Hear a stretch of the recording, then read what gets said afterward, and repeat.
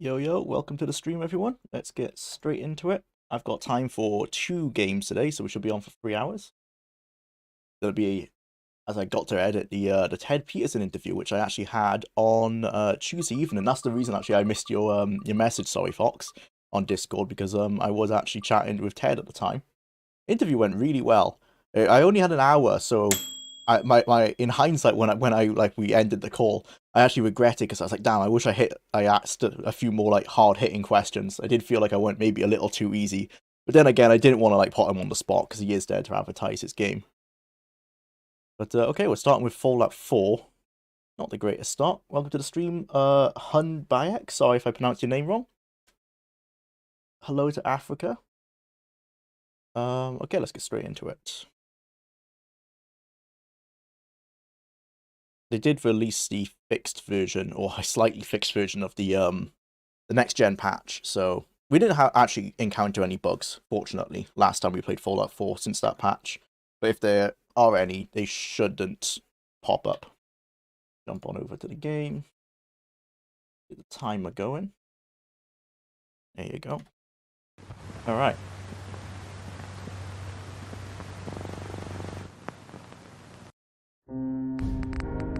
We only have, as you saw, we only have 72 hours left.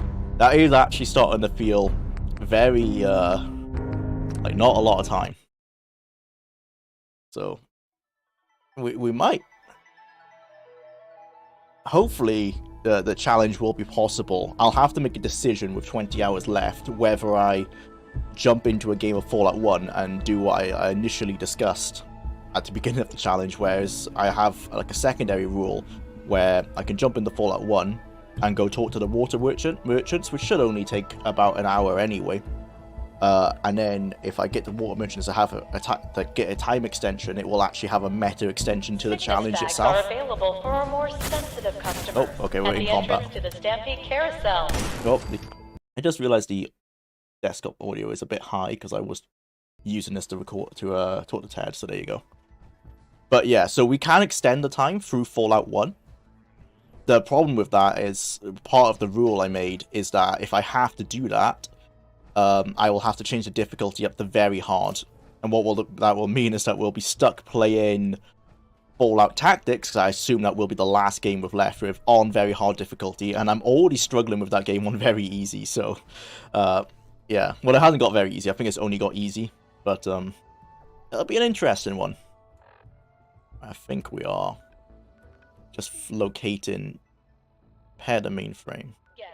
Yeah, we need to find these stars cores in the Robco battle zone. Oh, we searched the battle zone. Yeah, let's try and do repair the mainframe and see what that does. I think we need 20 of those cores though. Being so negative about tactics. It's a hard one, man. It's one of those games that I know I would have such an easier time if I was if I let myself look at a guide, kind of understand the mechanics a bit more. But that's part of this challenge, is that I'm not allowed to do that.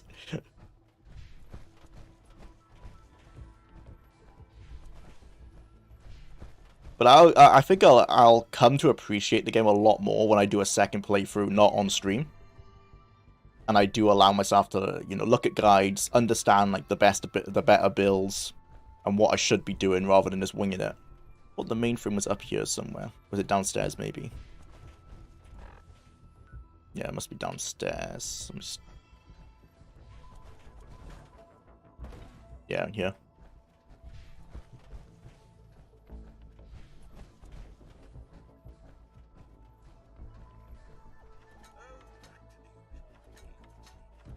Is that enough?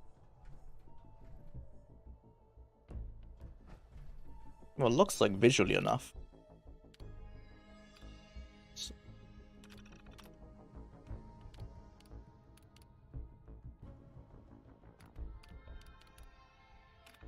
I'm gonna have to read the quest because I've forgotten what we're doing. Okay, Nuka World's galactic zone was run by Star Control mainframe, but a group of traders stripped it out of the star cores. It needed to maintain order. To secure the zone, I need to look. It does say I need 20 cores. Or destroy all of the robots and defenses.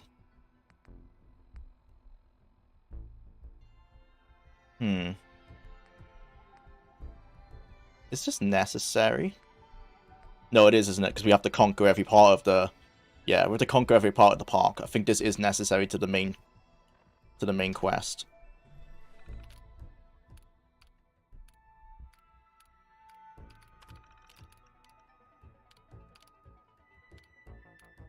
The iBots aren't too much of a problem. What would the difference to the Nucatron? Handy. Oh, is that just... I guess because I had all of those star cores, it allowed me to shut those down. Okay, well, hopefully I made the good choice there. I think the Nucatrons are the Assaultrons, right?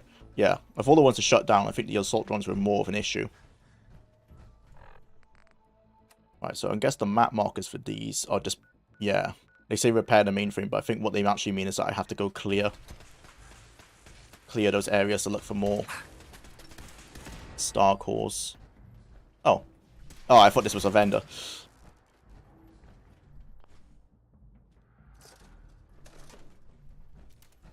Don't worry, man. New Vegas used to take me like 40 hours each run. Damn. Yeah, I'm gonna be stuck here for a while, but at least I know... Well, I was banking on Fallout 4. Generally, up until now, you can just follow the quest markers and not have much of a problem. This is a rare example where they are actually asking me to look around. So I'm not against from a gameplay standpoint. This is the best thing Fallout 4 has to offer, is actually exploring its world. It's just not very conducive with trying to play the game. How am I getting turned back on myself? Let's see what the actual quest says I need to do. Oh, it's optional to clear the Galactic Zone. Find star cores in the Galactic Zone. Outside the Galactic... Oh, so there's some outside of this area? This is the Galactic Zone, I guess, right? Yeah. Ah. Is this... This doesn't... This is confusing, because that doesn't seem like it's a main quest objective, because they don't generally give you quests that require you to search around so much. It'll be a nice breath of fresh air from the standard quest design in Fallout 4. You have 2 levels? Oh. Yeah, thank you. It really doesn't matter because we're playing on such a low difficulty. Maybe we just do endurance. Let's see what perks we can get. Oh, actually, yeah, it might be good to have either Hacker or the lockpicking one. It's a lockpicking one under. Under agility. No. It wouldn't be intelligence. Locksmith, yeah. Yeah, if we go locksmith and we get 1 stage of hacker, that might help us just circumvent some things. Attention. This is now a combat Oh, it's definitely going to be one up there. How do we get to those stairs? Including death if you remain in the area. This notice requires... I should have brought a some kind of sonic weapon. EM weapon. Pretty sure those are stronger against robots. This is a lawful use of deadly force. Please Oh, I need steel, don't I, for the repair my power armor. law enforcement authorities. Also, I'm not sure if you'll probably notice it on camera because you're just watching, but I'm not a fan of the new FOV because I can't run... Oh, we can use console, can't we? I can't run mods at the moment because of the constant updates. And I didn't check. They might have updated Script Extender. And actually, no, saying that, I think my FOV has been modified in the README file. So it should be on 90, but it doesn't feel like 90. Let me just check. 90. That's not it. It's 90. Yeah, okay, so I think the update is overwritten my README file. I just need to update that then. Search for hostile target. It's a lift. Whoa, whoa, whoa. It's a ride. God, this is a terrifying looking ride. Normally, these kind of drop rides do not, the queue doesn't look like this. Detected Although, in my experience, they actually don't start at the top either. You actually get on at the bottom.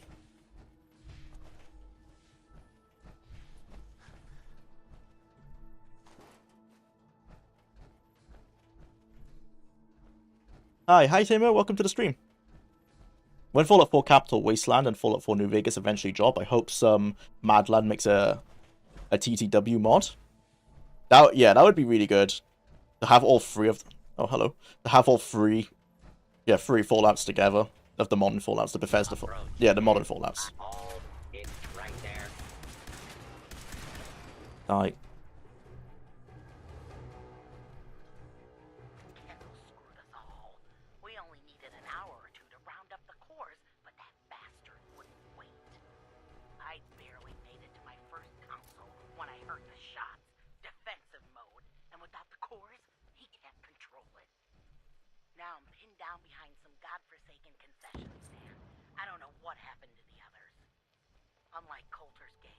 The cores are used to power the rides and like the theater shows. So that's where we need to look. So this was maybe like bumper cars, so like on the water, bumper boats. Oh. Oh wait, what, that was a special. What was that? This. No, it's just a laser pistol. The naming scheme, man, for these mods. Improved, targeting, agitated, improved. Why is improved up? Why has it got 2 prefixes? It's somehow even crazier than some of the ones in like Diablo 2. Improved, targeting, agitated, improved, automatic, laser pistol. Surprised it hasn't got improved at the end again. There's a turret somewhere.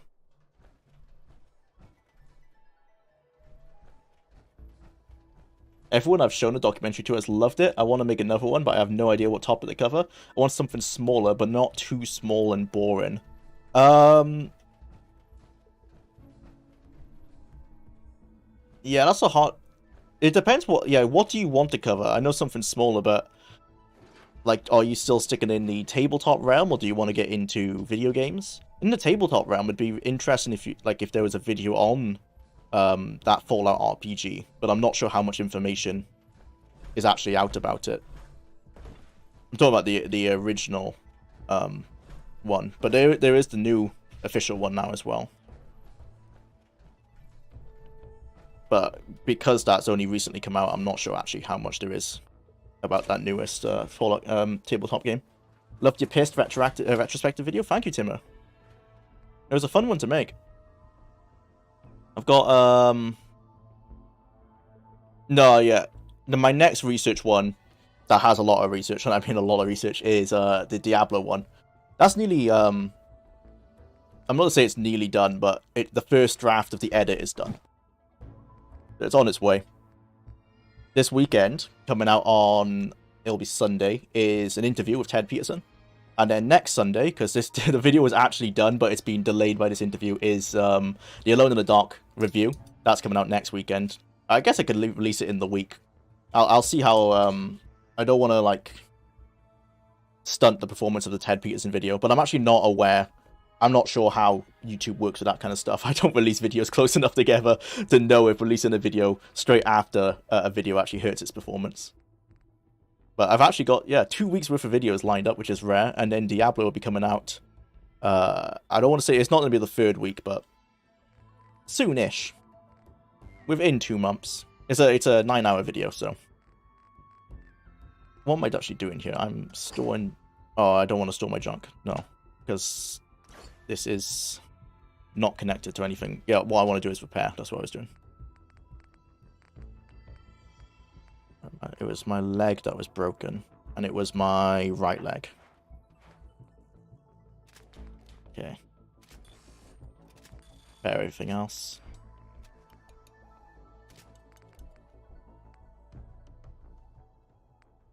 Is the helmet broken? Oh, we're using another helmet.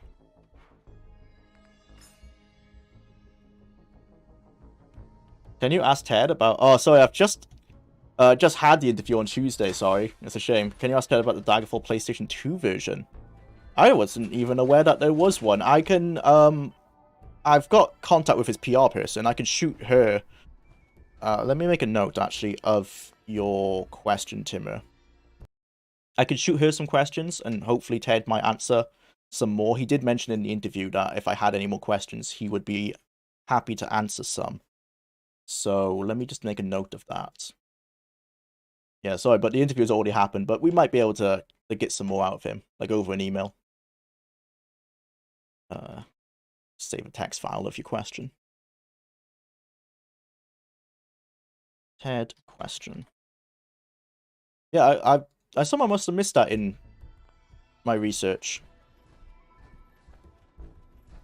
I knew there was meant to be a Sega.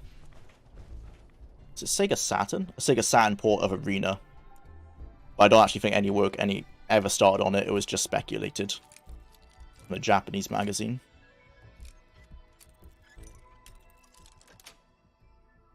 Sweet.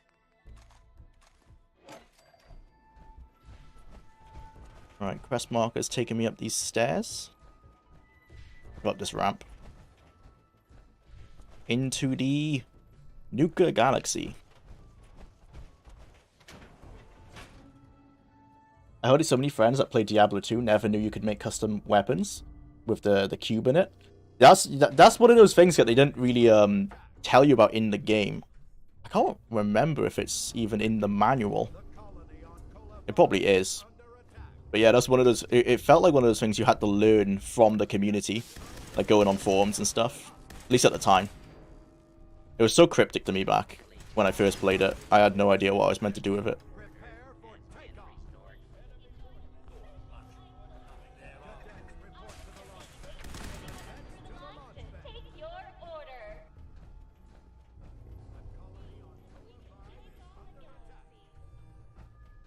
Okay. Hello?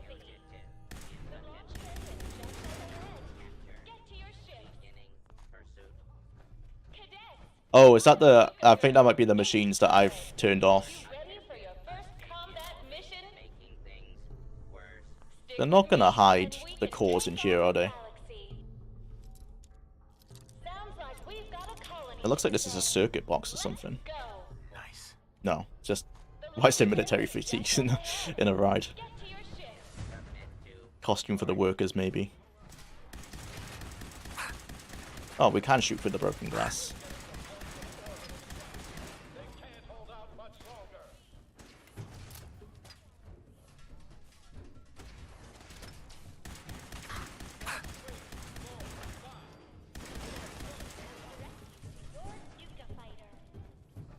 There's the star core we need.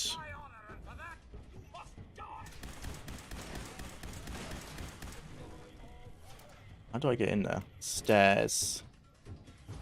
Maybe something over here? No. Ah, yeah.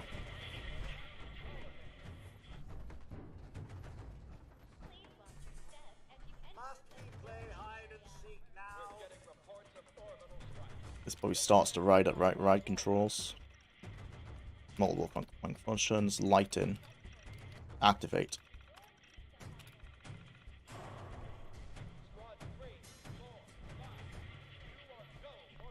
Oh.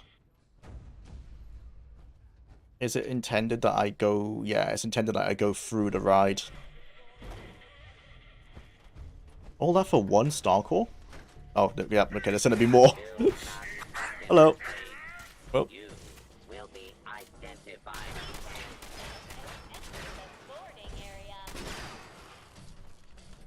It's mad that these enemies are still pretty bullet spongy, even hit score real glitches. Even on this difficulty.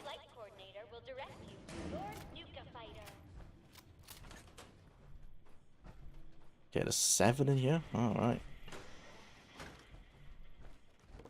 Oh, is this Space Mountain?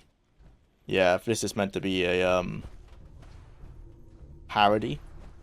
I guess a reference to Space Mountain in Disneyland.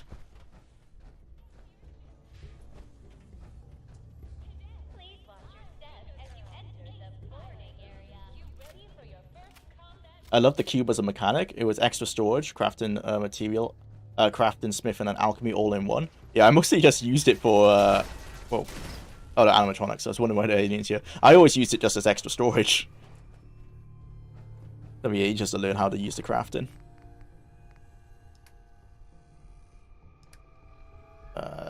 Stim packs.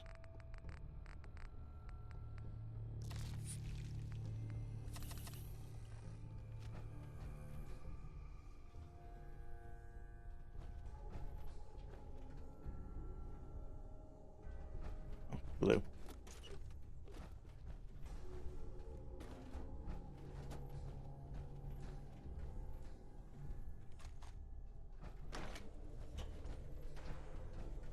Oh boy. Well, they've really lent into the combat.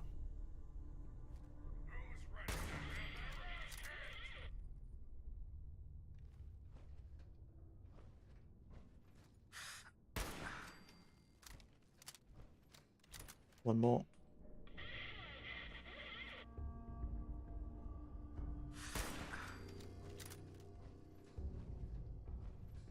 Oh.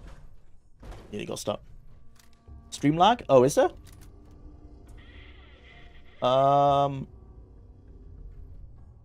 Is it audio lag?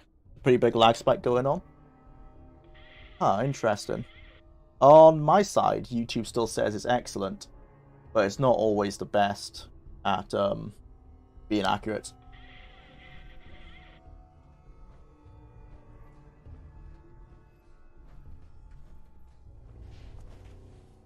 Why am I walking? Well, I can... There you go. I just pressed the wrong button. Shows you how much I play Fallout 4.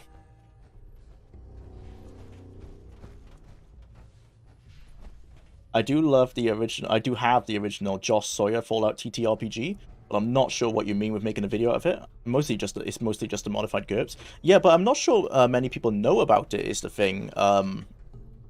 Terranium. So I honestly think there's a good video in that. Like, if you advertise the video or like title it as being like Josh Sawyer's Fallout TTRPG, I think that would really intrigue people. But I don't know how much information there is available for that video, so I can understand like if there's really just not a lot to talk about other than it being a modified version of GURPS. I can understand why it might not be the best as a subject. But in terms of what people would be interested in, I think that has some legs.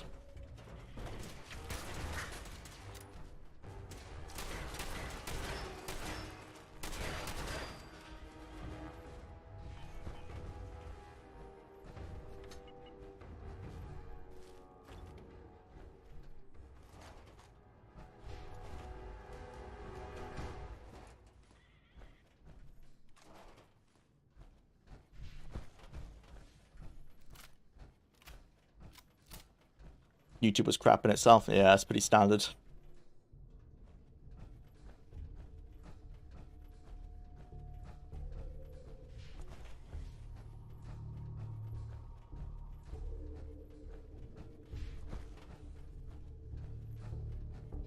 Okay.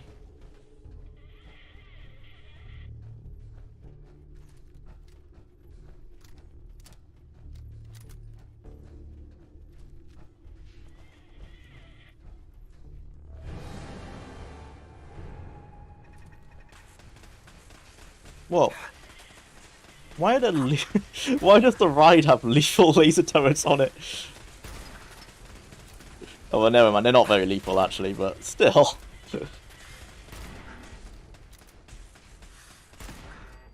Damn, Nuka-Cola got terrible building ethics.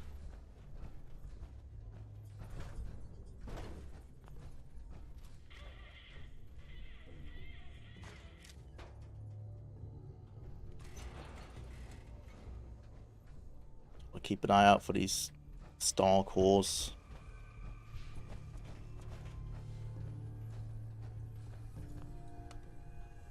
Oh, elevator. Whoa. Is that back to the surface? There must be a button to move this bridge. Oh, it's on the other side, it's there. Okay, well, shooting it didn't do anything.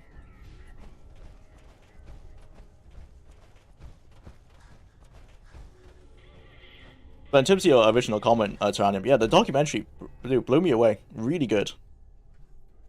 So I'm totally excited for you to do another video. But unfortunately, I also don't know what you could do it on. Oh man, how? Okay. There's no fall damage, right, with power armor. Well, let's test it. I don't think there is. No.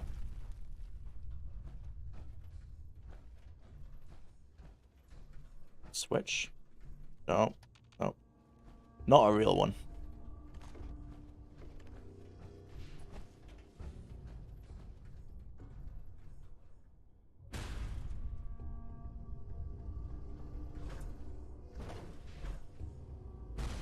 Oof.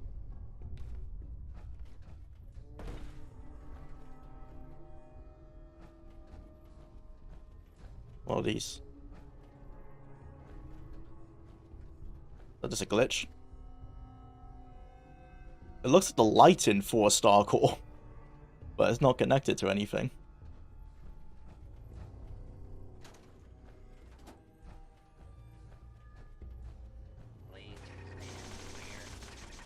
What the hell? This is that elevator then, right? Yeah, because it's calling it. So that's that. Are they fighting each other? Oh, they are fighting each other.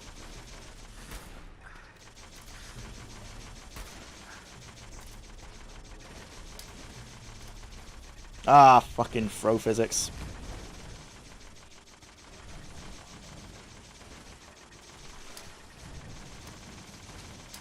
Hey, don't shoot me.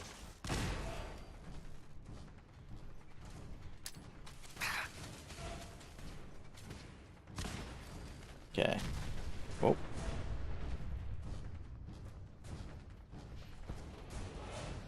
Another one.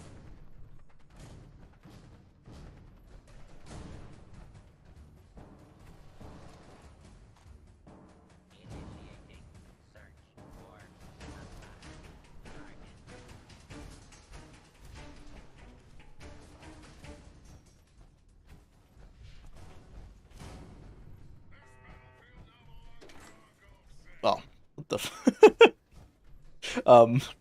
okay. Set dressing. I'm surprised they didn't do the fuck you meme from Fallout 3. There you go. Approach and identify yourself. Citizen may suffer harm up to and including death if you remain in the area. This notice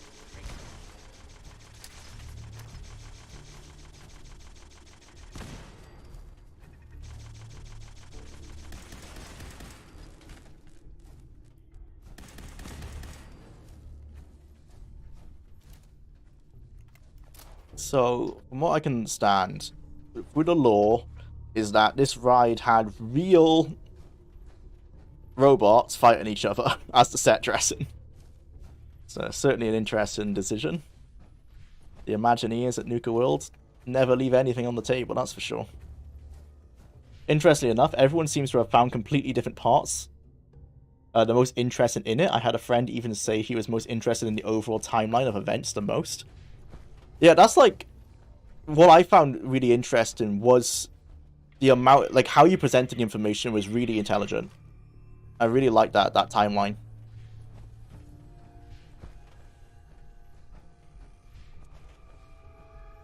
Just really highlighted the story. And for a lot of people, and myself included, I never really knew the behind the scenes of like how D&D came to be. So it's really insightful for that reason.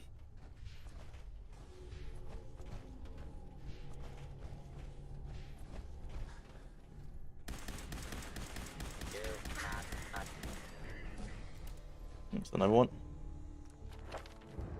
Can we get expert? Let's do lockpicks first.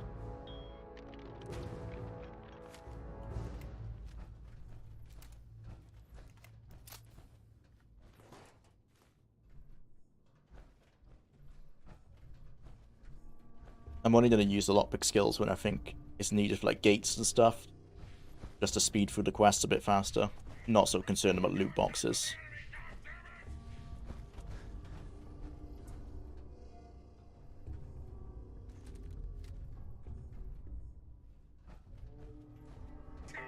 Oh.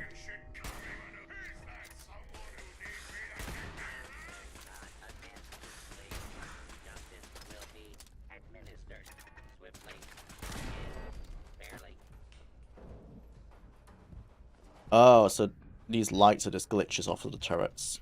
Alright.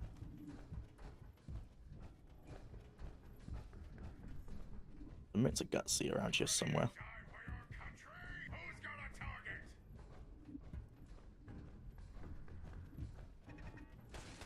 Oh.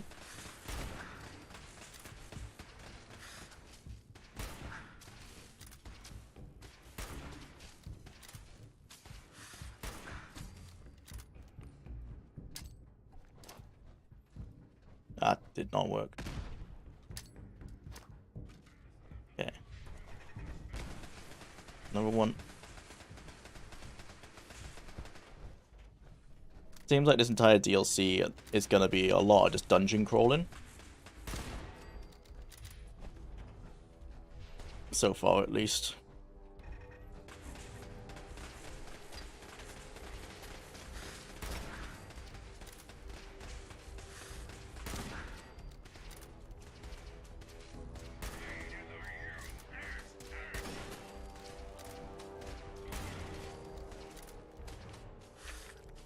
Stand still. Show me your face. Oh, missed.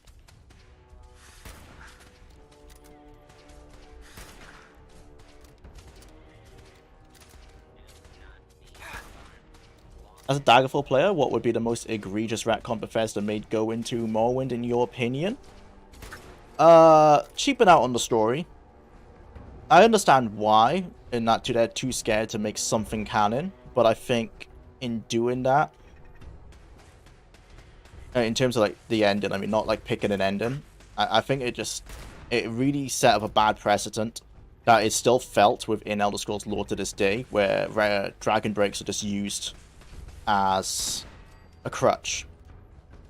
And that if you ever need to write something, if you ever need to replace lore, you just say dragon break.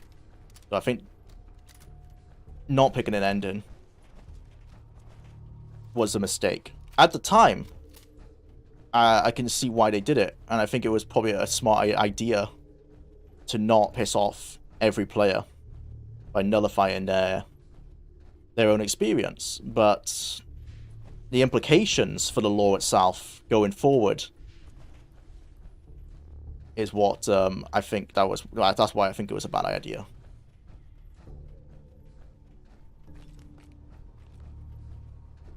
But I mean, Morrowind added a load of stuff that I'm happy to see. Like, I'm not too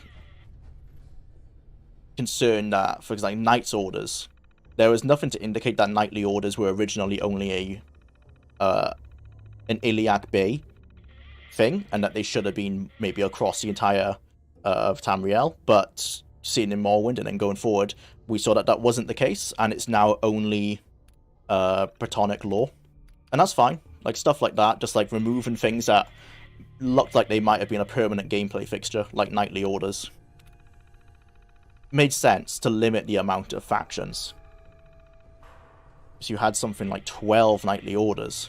And even if they just condensed that down to a single Knightly Order, which I guess they kind of did with the Imperial Legion. Yeah, think about that. I guess the Imperial Legion was their attempt to condense the Knightly Order factions into a single faction. So there's certain things I think they did really, really good in removing some stuff from Daggerfall. And of course, Morrowind is where a lot of the... Well, not Morrowind, it was actually Redgod, but in Kirkbride, when he was brought on, you get a lot more Eastern influences and the less generic Western medieval influences. Wait a minute.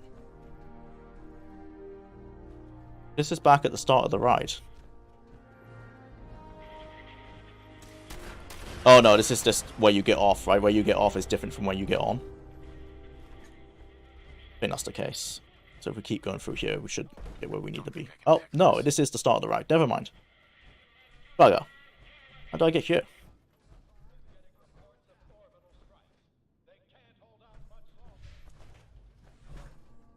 I've managed to do a complete circle. The local maps are useless, aren't they? It's just not going to help me. Oh, brilliant. They didn't even generate a local map. Wow. I didn't realize they'd completely abandoned them by the point of Nuka World, but... Oh. Never mind. Fixed it.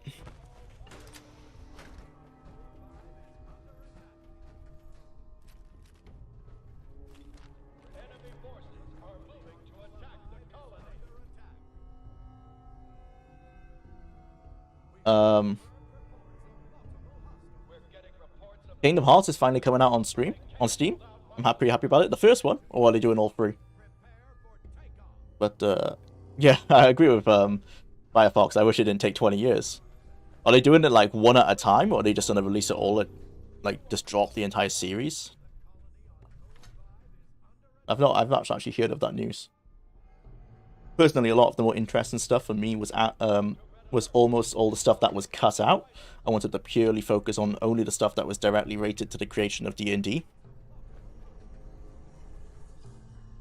Well, if there's still some stuff you think you left on the table, maybe you do another video about the actual making of D&D.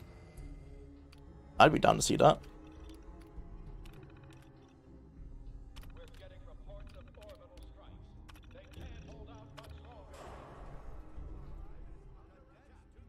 Other examples you could think of which they handled the same problem better in other games? Yeah, generally just picking an ending, I think, is the best way to go about it. Like, so from Fallout 1 into Fallout 2, while the player is free to, say, kill everyone in Shady Sands, that's not carried through. Like, Shady Sands becomes the NCR. That was decided. You know, if you want to join the Great Khans and kill everyone in Shady Sands in Fallout 1, well, tough. That's not a canon ending. So I think just picking a canon ending is generally better for the sequels and for the writing.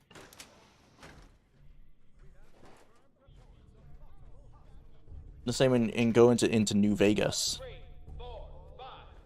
The ending of Fallout 2 was chosen. Like a canonical ending of Fallout 2. Not that Fallout 1 and Fallout 2 had that many choices in their ending anyway. They're kind of all a one and done. So really, you could argue that Daggerfall kind of shit the bed by by having 5 endings. But that's another argument, I guess. In hindsight, don't do that. Don't have multiple endings would be a good start. Oh, did I just miss this room? Yeah, I just missed this room.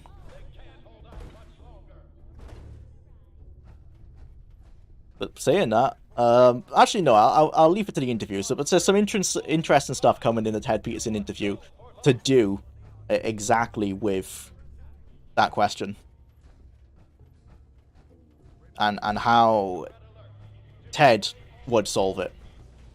Although he's also he is as vague as I am now, because he doesn't want to spoil the ending to the Wayward Realms. But yeah, some interesting stuff coming.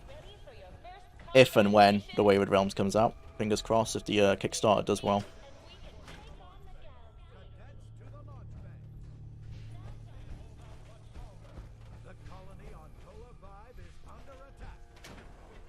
They're sold separately in free packages because Square want to squeeze the cow dry. Yeah, well, that sounds about right. But the whole kingdom is coming to see is out? Oh, okay, cool. Well, I'm glad that they dropped them all at the same time, rather than like drip feeding them over like 1 per year or something ridiculous. But yeah, I'm not surprised that they're selling it all as 3 separate games, even though they are 20 years old. As you said, that is Square. So yeah, I shut these down, so that's why they look like that. Let's keep an eye out for any more rides. Oh, okay, here we are. Ah, so that's the drop ride. We've done that one. This is the main frame. Is that must be the ride we were just in. So we've got whatever this thing is. One of these is the battle zone. Okay, well, they've generated a local map for this one, but they are pretty useless. Oh, so the battle zone is this thing. So what's down here? There's 2 down here, these 2 rides. That planet and this blue thing. So we need to go south, this way. Star Control. No, that's the center. Well, if it takes us to the center, there'll probably be signs to the other rides. Refreshments. We've done Nuka Galaxy. We don't want to go to the battle zone. Star Control. And the other rides just not got signs to them. Oh, here we go. Theater. Star Market. Yeah, so this is where we need to go.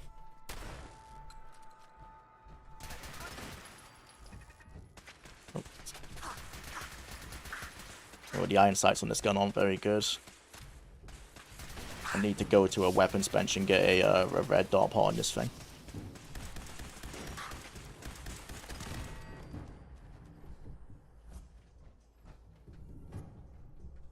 Nice.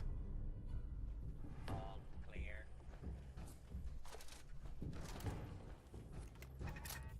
Oh.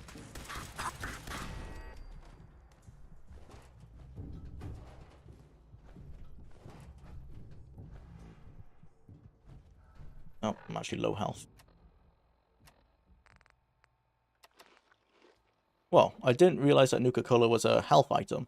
Oh, it still does AP. Yeah, I'm so used to playing New Vegas. And it's rare. It's very rare in New Vegas, but in Fallout 3 as well, where it's mainly just for AP. Learn something new. Okay, so we need to go to the theater and into the market. So let's do that. Among the Stars. Which Elder Scrolls Castle was available on Steam. Is that actually fully out yet? I know they released, they like soft launched, I guess, a demo. Well, not a demo, but like they soft launched it, didn't they? They never announced it. It just popped up on people's app markets. But I don't keep up with Bethesda's marketing, to be honest, to see if it ever actually released properly. It probably will come to Steam because they released the Fallout one, didn't they, on Steam?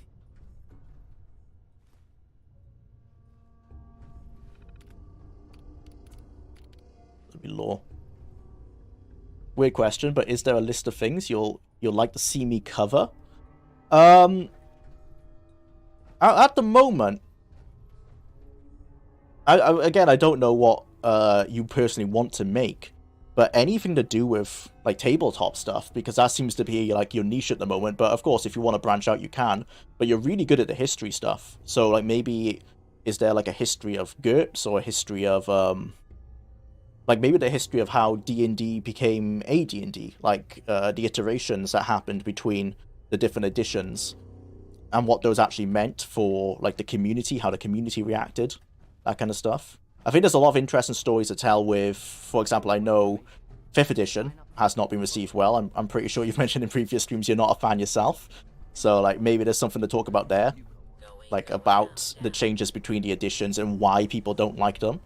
So I think a lot of people, well, definitely myself, who is not too into the actual tabletop kind of community, I don't understand why 5th edition isn't as liked. I also don't know, because I'm not in the community, there's perhaps already videos that cover this. That might be the case. But certainly more history stuff.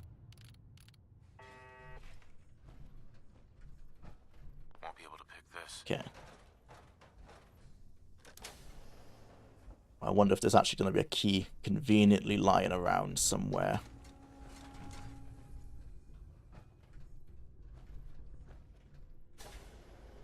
Oh, look at that. Oh, never mind. Tight. In the bin? No. That might be it, though.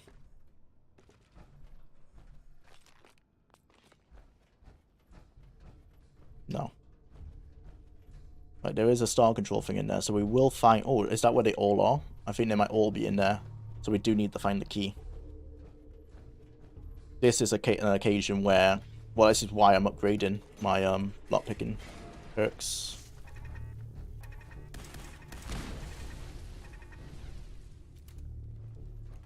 Like what all the different editions of D&D are? Yeah, something like that. Like what they all are and the timeline of how each one came to be. And if it's possible to find any history, like possibly interviews from the designers on those. I know Bruce Smith has done a lot of interviews.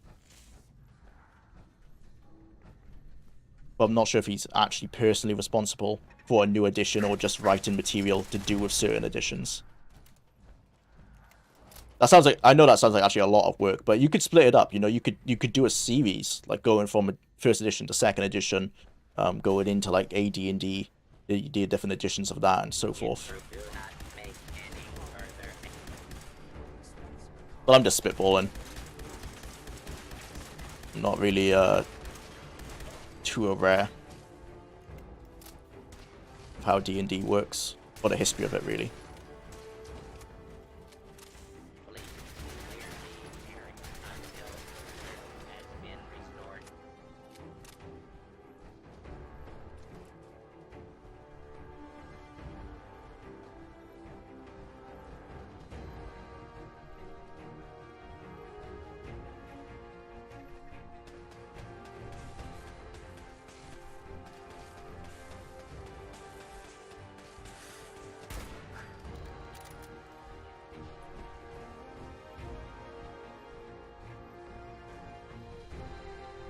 I can make a very brief summarization. No, this is a consistent thing now.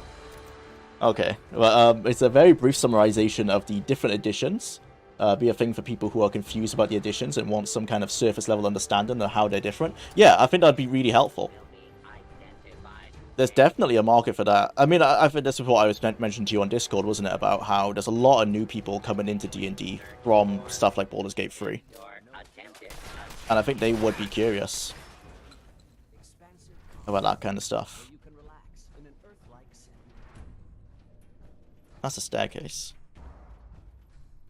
How do I get to that staircase? Through here. No.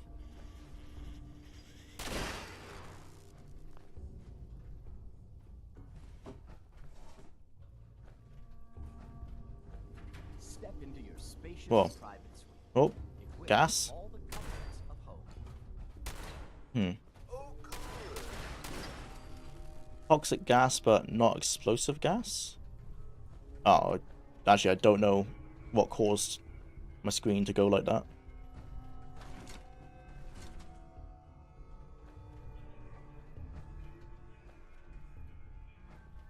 Why is this stealing?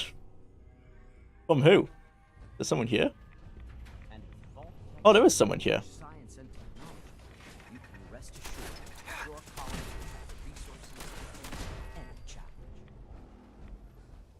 Enjoy a rich, Well, you, Mr. Human. locally sourced from your colony's own garden. Just hostile target detected.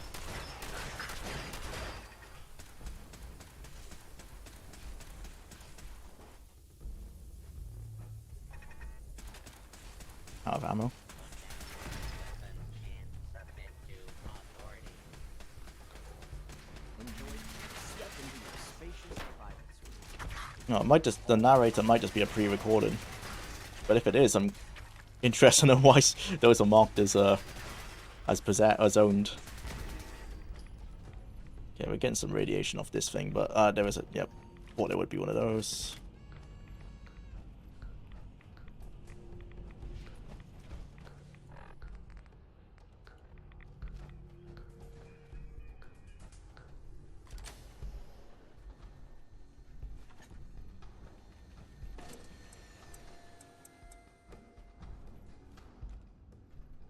This is Luis Bateman reporting on week 2 of Project Consumer Guidance.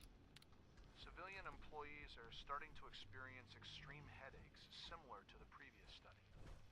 Luckily, the associated depression has not surfaced, so suicides aren't expected to be an issue yet. The increase in subliminal messaging frequency continues to have little to no effect on many visitors. But the I know people didn't like 4th edition because it kind of felt like an MMO, and classes had no real identity. Oh, interesting. moving Every time Bethesda tries to convince me that Fallout 4 is a good game, most recently with the Fallout show, I played Fallout 4 for 1 hour and have a playthrough of Metro Exodus to nullify the propaganda. These are no dark bunkers. Your colony will feature beautiful. Yeah, it's common areas where you, with all tech, I will say, having started a survival playthrough off the recommendation of Fox, I can understand the appeal of survival mode. But when I'm playing that, I am not consciously thinking of the game as a Fallout game, or as an RPG, I should say. I am playing it as a survival game, and it's fun in that way. When you play it completely as not intended, then it can then it can be fun. Bro, what is the amount of fake doors in these places? So we have Starfield.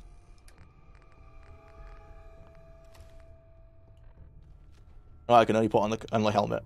There you go. Starfield in there, in between the two Raider pieces. Done. It's a quest item. That's what it's actually telling me. Hang on.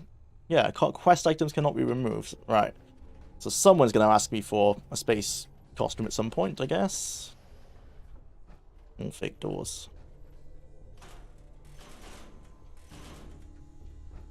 Have you tried to play Stalker Anomaly as a survival game? I played the first 3 Stalkers. Anomaly is the newest one, right? I've not played Anomaly. But Call of Pripyat. And that's the only one I can remember the name of. But I have played those. I've not played them as survival games, but they play out like survival games anyway. But they don't have the hunger mechanics and stuff.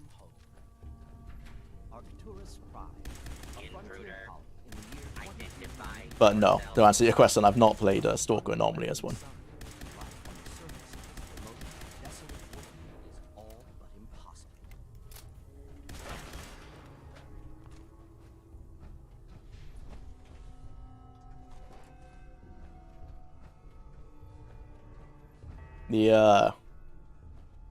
This ground, you know, the jagged rocks sticking out and pretty interesting design. This is already more interesting than actually the planets of Starfield. The magic of hand placing items. That was creepy.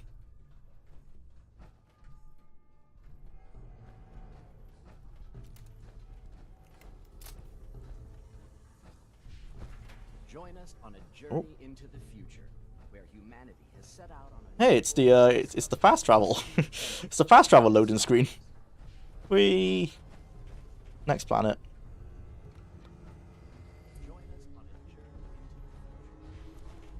Oh, nope. Ah, fuck. Nope, it's a mod that combines the 3 games, strips out the... Oh, I've only ever heard about it on, like, forums and stuff, so I always assumed it was a new game. But I didn't realize it was a mod that combines the 3. Oh, well, that's probably how I should have played them. And I modded... this was a few years ago, though, but I modded each game individually. Strips out the main quest, and that's probably, if it was around at the time, that's probably why I didn't play it then. Because I do, when I played them, I did the main quests. Stripped out the main quest and kills you every time as a survival mechanic. Sounds pretty cool. Pretty difficult. Yeah, and it sounds like one of those things that you'd want to play once you finish the main quest. But now that I have, that actually sounds really interesting. And that's actually, I'm going to make a note of that, because it's something I could probably check out when I'm going to be doing the retrospective on Fallout 4. Because I want to mention the survival mode, and it will be good to look at competitors. Maybe not a fair competitor, because it is a mod, and mods generally have a lot more love and attention poured into them than the actual corporate products. But yeah, survival mod. Okay, thank you. Save.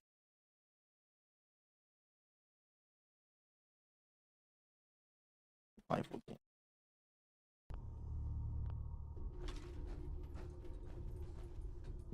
Did these go to the same place? Going down. Yeah, it's kind of like a Stalker open world game, but it's very mixed within the Stalker fans. Ah, okay. Yeah, I'm not sure if it was around when I did my playthroughs, but they were only like 3 or 4 years ago, so it might have been. For more information, imagine a future among the stars. Imagine a thrilling new adventure awaits. Imagine hundreds of colonies spread throughout the galaxy and beyond.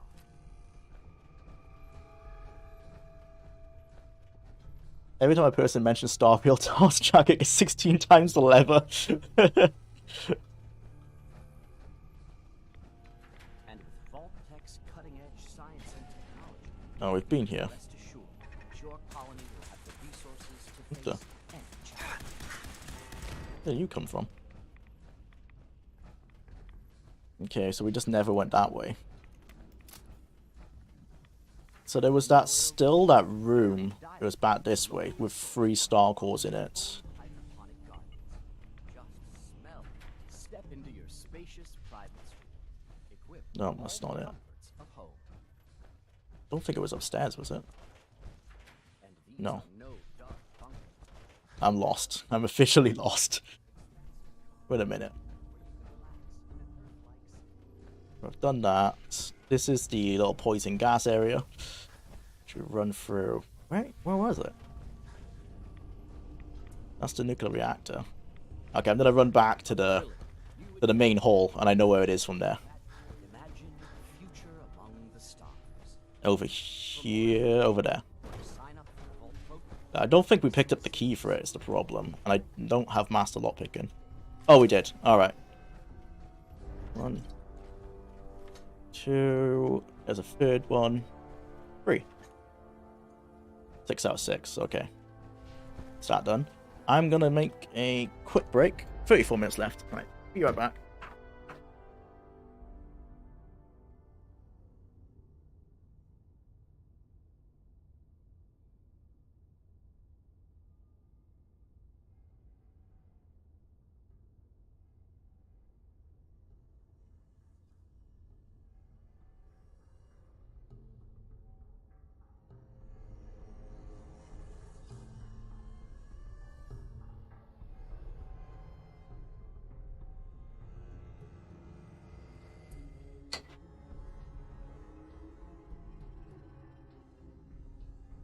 Timur, if you're still in the stream, I was just thinking then when I was going to shoot the message to the PR lady later for the Wayward Realms. Is there a source for the PlayStation 2 Daggerfall game? Just in case Ted might need his memory jogged or something, you know? Because it might just be the case that he's not aware of it. So if there's some sort of source of where you've learned about that, that might be good just to send to him.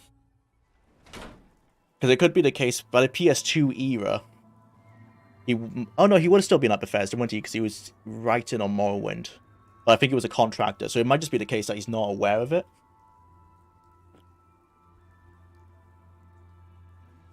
Because PS2 came out in 1999, I think. Or 2000, one of those ones. So he might have not been at Bethesda at that time if it was ever in talks. Anyone remember OG Fallout, aka Wasteland? Yeah, Wasteland just had a remaster come out. I say remaster, I think it was just an AI upscale. Well, it was a HD upscale of the original. It came out like 2-3 years ago. But I don't think it's very well known. It's one of those games that it's like, people know of it, but the amount of people who've played it is probably quite narrow. I've played it, I've never finished it. It's very old school in that it's quite brutally difficult. I've got a few hours in it, though.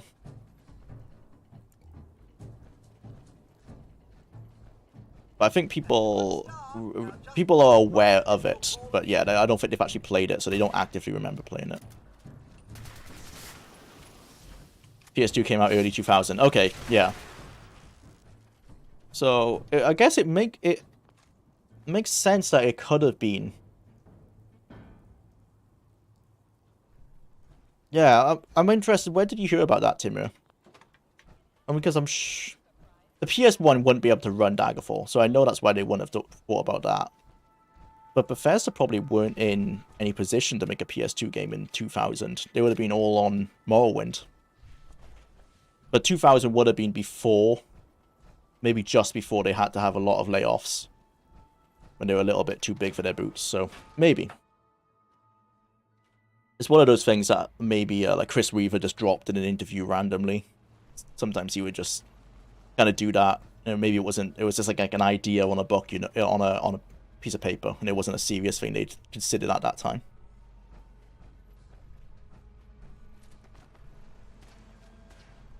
Just making a port for a 4-year-old game, it's not out of the question. Morrowind wasn't out at the time, so I would have thought if they were interested in making any game for the PlayStation 2, it would have been Morrowind. Before, of course, they realized there was no way the PS2 would be powerful enough for that. HD remaster is code for AI upscale. Yeah, but in I think the Wasteland remake came out before AI was a big thing. I think it actually might be hand illustrated. Like The Last of Us had a crappy remaster, yeah, and Indie Company is not gonna do a good graphical remaster. No, it did look. It was the case of it was essentially what I could understand. It's kind of like the Daggerfall Unity HD mods, where they took the pixel art and they kind of drew over it in Photoshop to smooth it out, make an illustrated version of the artwork. That's what the Fallout remaster. That's what the Wasteland remaster looked like.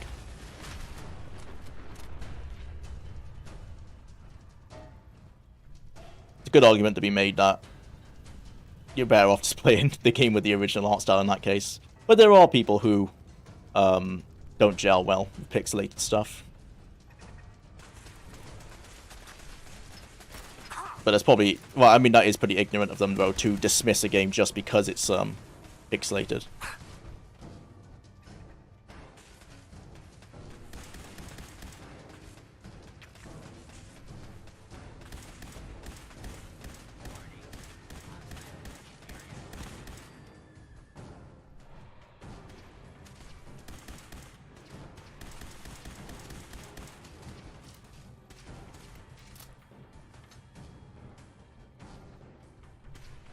What movie's playing?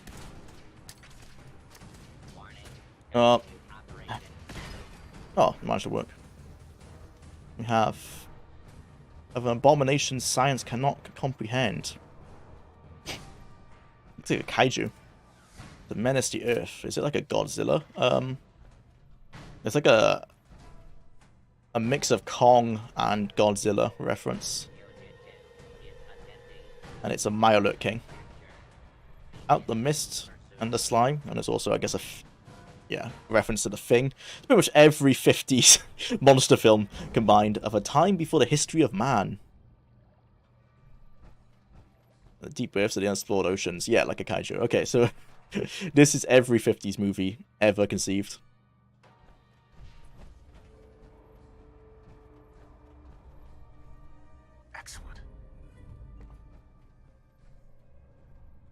Witcher just copy-pasted Hank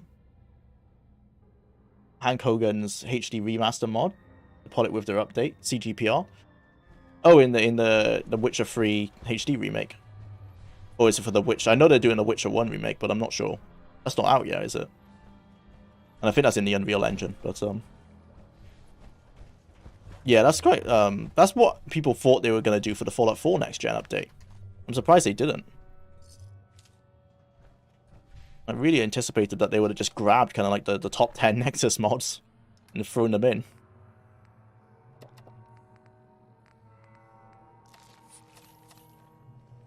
Yeah, they released the next gen update for Witcher 3. Yeah, I thought it was for that. I didn't know it was just taken from a modder though. It's quite lazy. Hopefully they got permission for it.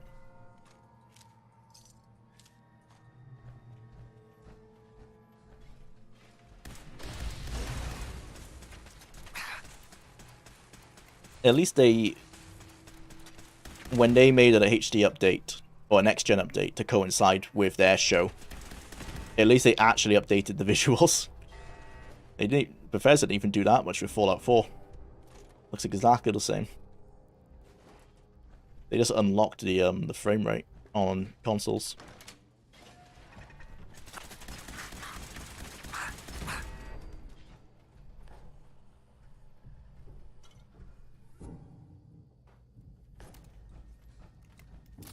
CDPR kind of sleeping on Witcher 4 now since Cyberpunk is so back. I don't blame them. Are they actually making another expansion for Cyberpunk, or is it done now? Attention. This is now a combat They're probably zone. taking the time to learn Suffer harm. the new engine as well. And they're releasing Witcher 3 modules soon. That's exciting. Seeing as they are, I guess, abandoning their old engine.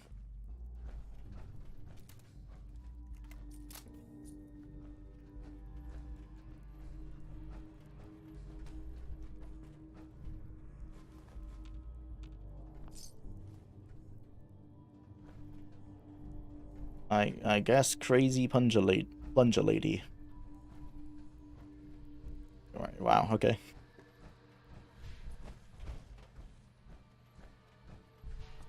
Deep lore. Okay, we need to get up there somehow. I think Cyberpunk 2077 is done with new content. Yeah, I'd assume so. I don't keep up with the news, but I think the 2.0 release was kind of when they rubbed their hands with it, right? Powering up. Protectron on duty. The Netflix expansion is now out. Expansion plus the DLC mods the main quest. Yeah, most of the modders who made good mods got hired as full-time employees. Okay, well, at least I don't mind using modders' work if they're gonna actually treat them well like that. As I said earlier, like, modders generally, not all the time, but they will often approach a game with more passion than sometimes the developers can, because they're not stuck under the heel of a corporate structure. So they do produce work that most fans tend to think is better. Not all the time, of course. There are many examples of that's not the case. Fallout: The Frontier being a prime one. As well as what I just said about the corporate structure could apply to those modders as soon as they're hired. They might also, you know, suffer from the fact of, like, now that they're working for the company and they don't have all the time in the world to make what they want to make, you might see that they their work might suffer because of that.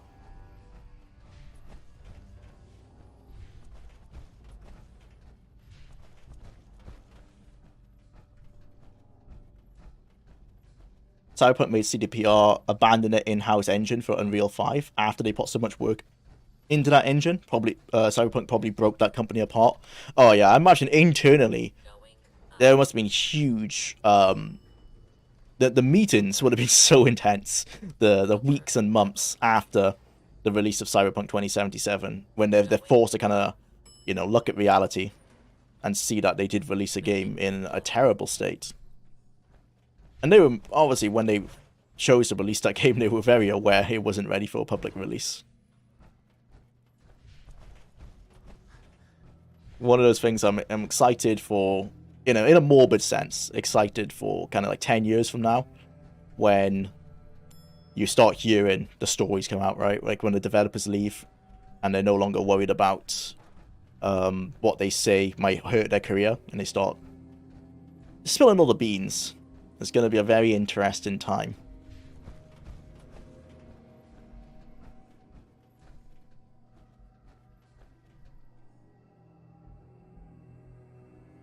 That's what was interesting when interviewing Ted. I asked him a question regarding modern day Elder Scrolls, and I didn't think he would answer it straight up, because I would have thought, you know, maybe he wouldn't want to, like, cut any ties, but I assume he's just not concerned about that now that he's not been at Bethesda for years. So yeah, he had a very intriguing answer about the modern Elder Scrolls games. I did make it clear, of course, that the reason he's not at Bethesda is because of the decisions made regarding Morrowind and Oblivion, and how he didn't agree with the direction it was going in. And I guess that's quite obvious. He would have still been there, I'm sure, if, or possibly could have still been there, had he liked the directions they were going. There's still one more in here. In the Starlight Interstellar Theatre, 3 of 4. Just trying to get my bearings on this whole location then. So, got the theatre. hate that the map only shows you, like, what's directly 30 feet around you. So we have been everywhere. So there must be a room. Going down. We've done this elevator. There's another elevator. Main floor. Yeah, I think they just both go up.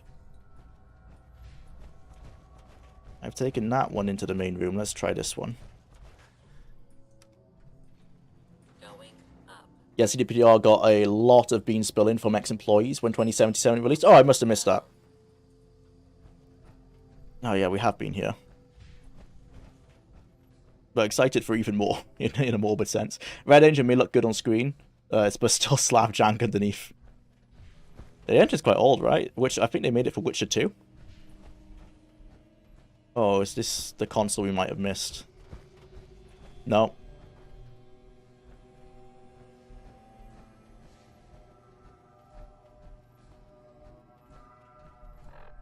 Okay.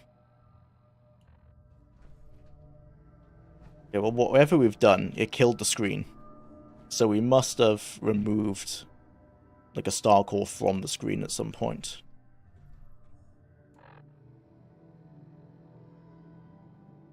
I think we have been in that room down there. Let's just check.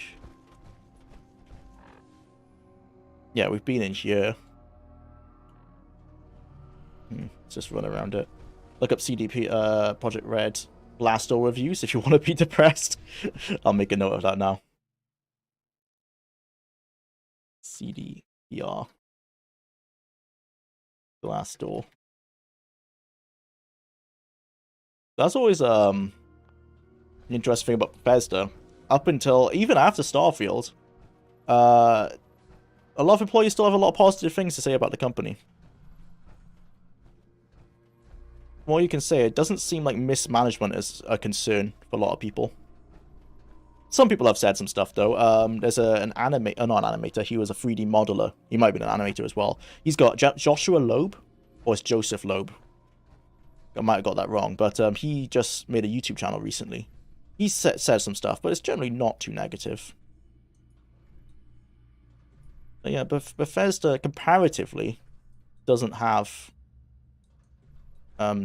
too poor reviews from people working there.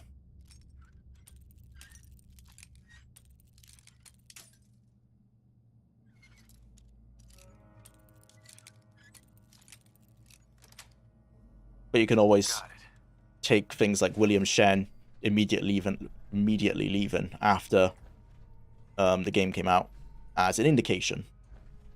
And he so much as actually said that the reason that Starfield struggled was that the team got too big and they couldn't manage it during COVID.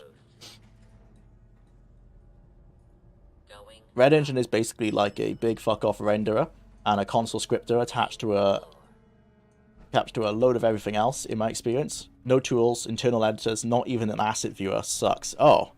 Well, in that case, I guess the mod tools aren't exactly going to be a huge revolution. If it's going to still be a pain to actually make anything in it. Man, I'm really struggling.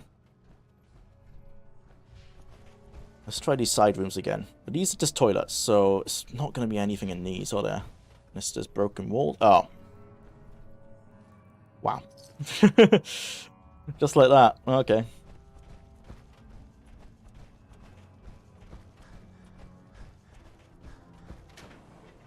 So in this entire hour and a half, we're only gonna be able to do the one galaxy section, I think. We might not even finish it. Have we got 20 yet? How many did we have?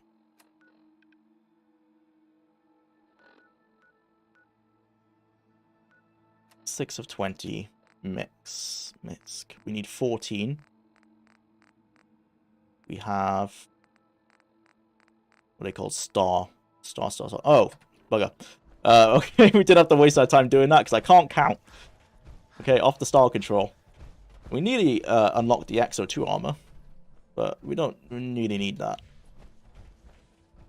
Try the star control. Give me a sign. I think it was through here we came.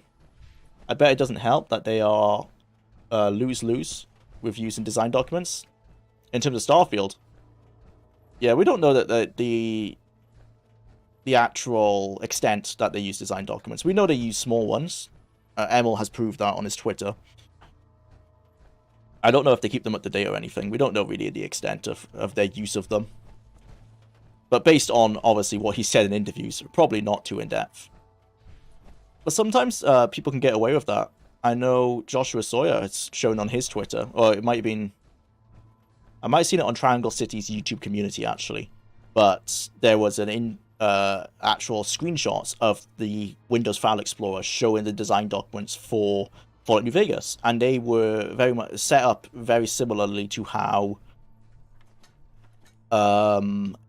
Emil has set up the Starfield design documents. It's like there's one Word document for each faction. There's like one Word document for like a companion. They're not controlled. What's it called? They're not connected in any way. They were literally just separate Word documents in a file system. In New Vegas' case, I assume that's because they didn't have time really to care about getting them all connected to each other. They just had to get them done. So it goes to show that you don't necessarily always need them done. But anyway, the difference between Starfield and New Vegas is that one is actually a good game. So regardless of how it's done, clearly Obsidian were better at using that very scatterbrained approach than Bethesda did.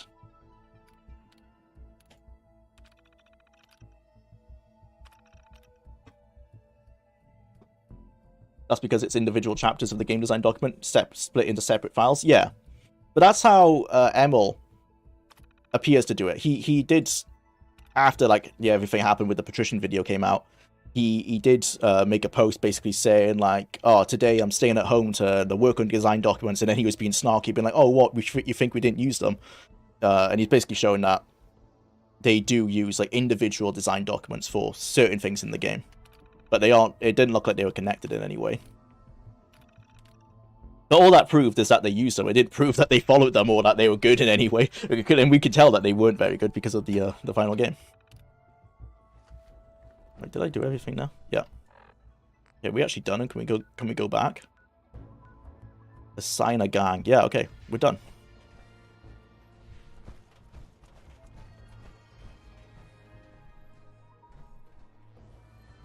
Upstairs.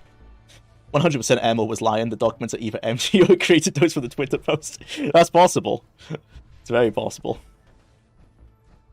I wouldn't be surprised if what they do is that the design document is kind of like an initial bullet point of like what they want to do, and then they just never go back to it. In which case, it's not really a design document. It's like they have a meeting, they write down what we want to do, and then that's it. Which gang did you want to make assign to Nuka World's Galactic Zone? No, I can't remember what they're called. And it won't let me exit out. Bugger. Yeah, Pack were the cannibals, or like dog fighters, so they're like they're clearly written to be evil ones, so not those ones.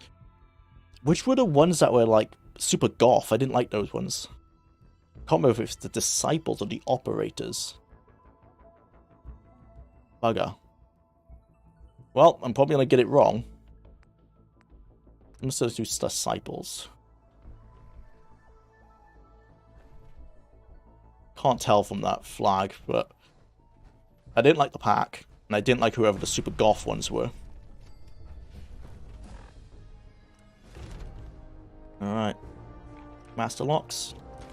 Nice.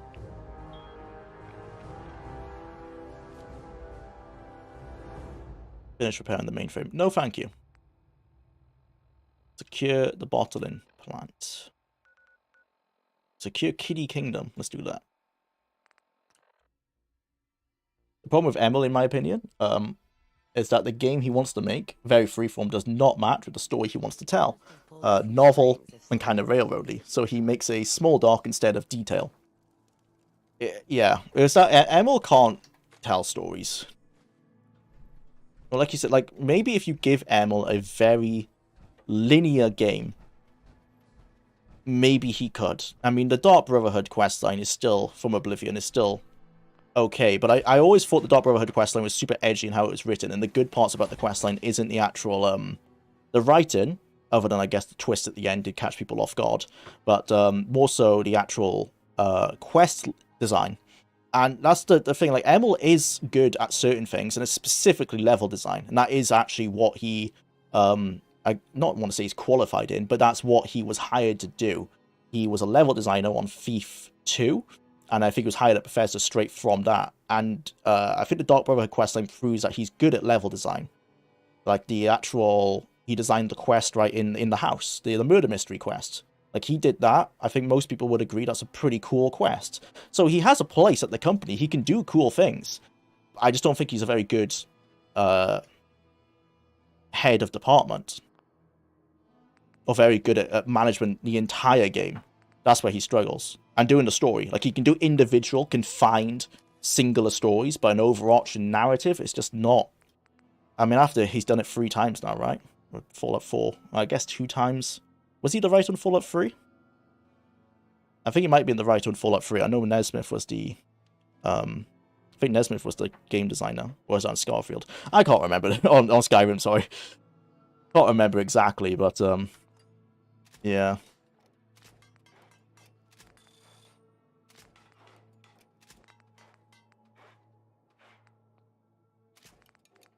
Well, they say you get promoted to the point of your own incompetence. Perhaps you found Emil's spot. Yeah, I think that's the case. I think it's the case that Emil was hired because he was good at his job. And then, as people raved about how much they loved his Dark Brotherhood questline, he got promoted probably too high out of that. Hi, folks. Hi, big, long, random name. Welcome, name man, sorry. Welcome back to the stream. Right, off the Kiddie Kingdom. Yeah, he was the writer on Fallout 3. Yeah. I think that's when he proved that he's not that good at, like, an overarching narrative or main story. Give the man some small quests, he'll make some interesting stuff. And get someone who has, who's proved himself on other games. Try and poach someone. I think that's something Bethesda needs to do more as well, is when they hire from outside the company, they don't seem... I can't remember a time they've poached, like, a high up, like, someone who is decorated in their field. They tend to... It seems like they hire pretty low, and then they train and promote you from a lower position. And when you're making AAA games that cost millions, multiple millions of dollars to make, maybe invest in not just Hollywood actors like they've done in the past, but actually getting some A-tier people in different job positions. At least in writing the main story. Emma should be the lead writer for Tetris. I can't wait when you gotta find your family, your lost family member. And the only way to find him is to solve as many Tetris levels as you can. And to tie it all together, there'll be some kind of Bible verse. Yeah, when you start up your first Tetris level, it'll introduce you to a random Bible verse, and then when you finish the game, that Bible verse will play again. You'll be like, oh my god, it was all connected. So smart. Do you enjoy that lovely glowing mist? Feels great to us. Why, we've got sprayers all over Kitty Kingdom to keep you cool. Which one's the legendary enemy? Oh, this guy. You don't look legendary. You can't even move.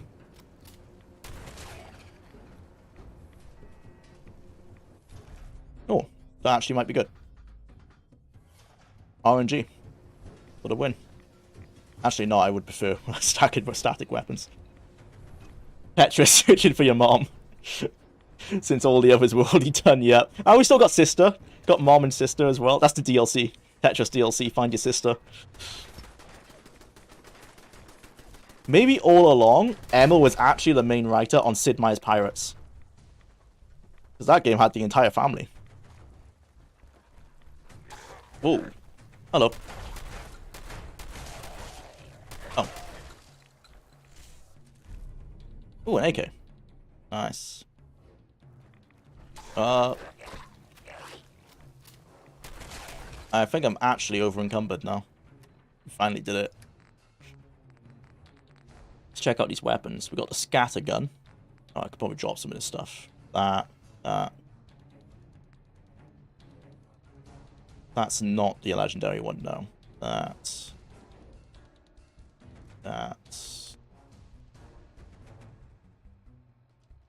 Powerful combat rifle. Oops. Had that. Well, I guess if the rifle isn't better than my... What do I normally use? My automatic gun, it's, yes, the radium rifle. So 36 plus 50. It's only... The radiation damage, I think, is only good against humans, but it's 60, 70, 86. Versus... Oh, it's exact same damage. Versus... Where's the big AK? 36. Oh, just terrible. Get rid of that. Okay, so this seems decent. Oh, it's not automatic. So, never mind. Get rid of that. Drop that. Scattergun. Assumably it's a laser shotgun. Does double damage if the target is at full health. So it's a first shot, and is it... It's kind of like a shotgun, but it's got a pretty tight spread. Oh, never mind. No, it is a shotgun. So that's pretty interesting. And then we got the... There's 56 damage. Time slows down. Okay, so it's... That's pretty cool. It's basically jet permanently. What's the ammunition for it? 7.62. We've only got 18 of that, so maybe it's rare. But I do quite like that, so we're going to keep that gun. Going to keep the scattergun as well.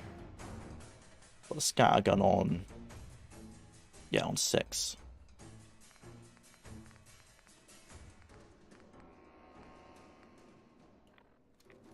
Okay. Rumor, Microsoft is looking to acquire Steam. Yeah, I've seen this. Chris... Oh no, I can't remember his name.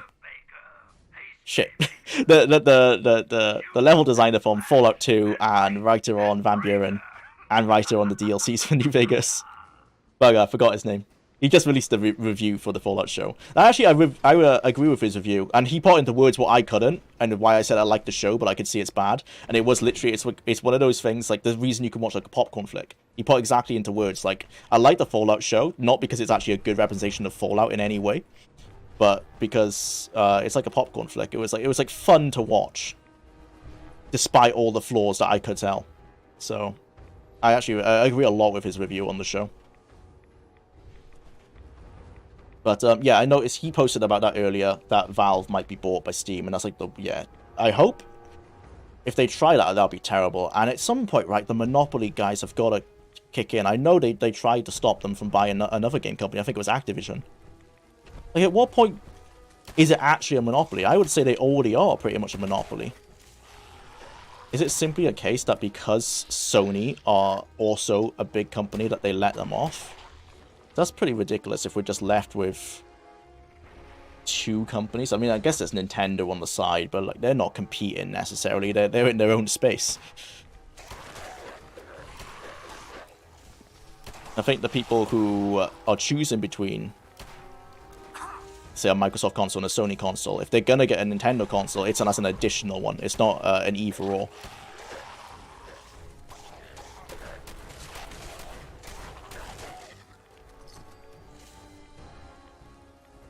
Even if you cut out the Fallout 3 from it, it is one of the worst written things I've ever witnessed. That doesn't make it not fun, though. I mean, fun's just like such a subjective thing, right? Yeah, the writing was not very good. And the pacing was terrible, and it really falls apart about episode 5, but I still had fun watching it.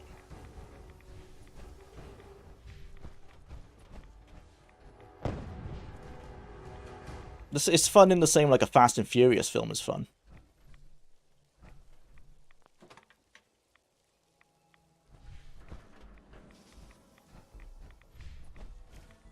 For, not actually in the exact same way, because a Fast and Furious film is like an action romp, you know, it's fast-paced, and it's kind of taking you for a ride.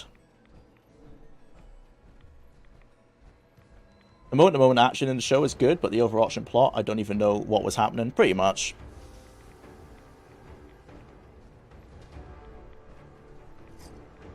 I mean, Steam Deck is already a thing, and SteamOS, yeah.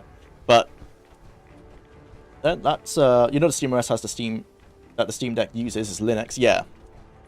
You can install SteamOS on any computer. There used to be the whole Steam, what are they calling it? Was it the Steam machine? Or the Steam box? I think it was the Steam machine.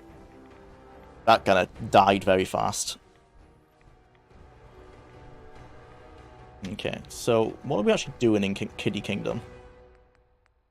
Secure the tunnel. Oh, is this it? Secure the tunnel, secure the theater. Ah, okay. I'm just on the complete wrong side. Do ghouls give off radiation damage? Yes, but it's because I'm wearing power armor, it's very minor.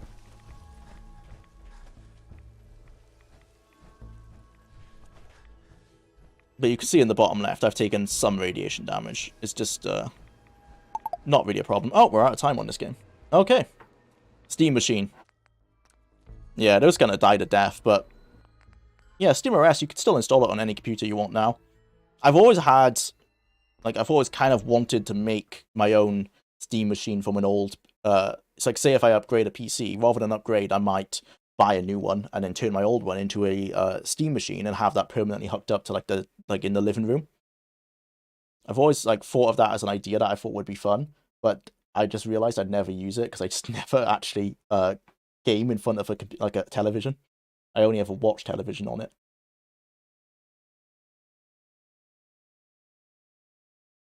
If I'm gonna game, it's always on the PC, so I just don't think I'd actually use it. All right. Update the hours. We have tactics. Oh boy. Well, can't wait to spend the entire time maybe finishing a scenario if we're lucky. Okay, start the timer. Play tactics. Switch over. Let the game boot up. Let's go. RIP fun. It's fun in its own way in that it's immensely challenging. The fun is overcoming the challenge. Tactics being tactics. All the same. That's not got me hyped up. Oh, I just realized the live chat. Yeah. So I didn't mention earlier, but the live chat's broken. It'll probably will fix itself next stream. If you can remember, this did happen a few months back. Yeah, I don't know why it's broken. I've set it up exactly the same as I did before. Where is it? Tactics chat. Yeah, okay. Just turn it off for now.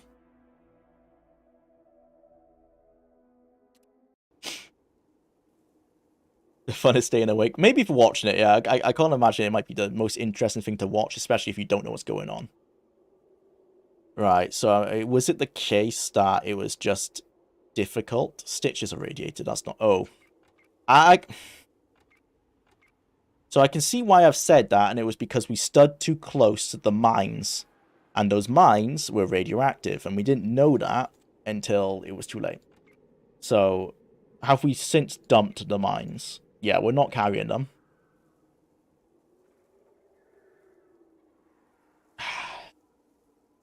The radiation sickness is assuming is what... yeah, shit. It's affecting all our stats. Mm-hmm. Bugger.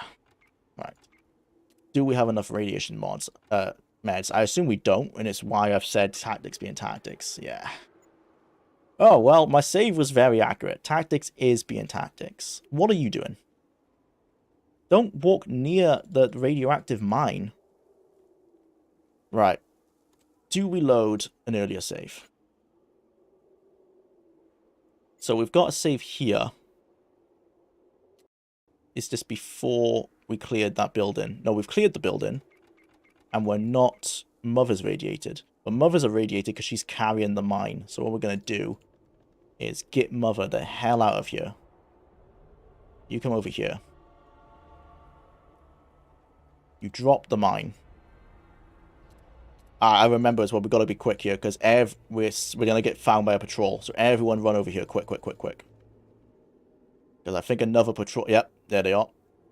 Okay, we literally only just got out of range of that. Come in here, Jwlar, quick. Okay, how did I just get irradiated? Are there more mines around here? Or is it the case that the air is irradiated? Got that one super mutant.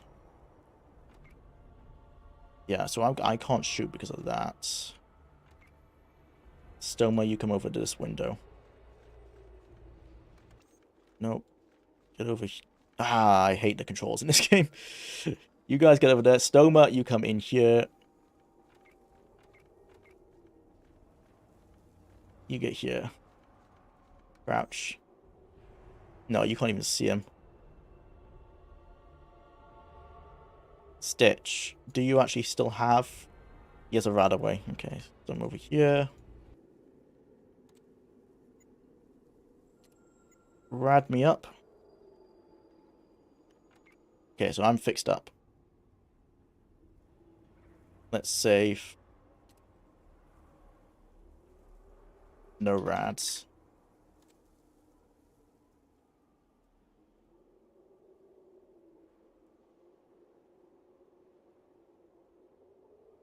Did that mutant? He must have gone back to his patrol. Yeah, okay, so he's gone back to his patrol, which is fine. So everyone's still stay under cover. We're going to send Mother around to pick up all the loot. And the Steam controller was reborn in the Steam Deck. Has an updated Steam controller in it. Yeah, with the tactile thumbsticks. I've always wanted a Steam controller. I might see that they must be going pretty cheap now on eBay. Might be worth picking one up. People said they really enjoyed the tactile thumbsticks. Saying that though, I did just only recently buy a new controller, so might hold off actually.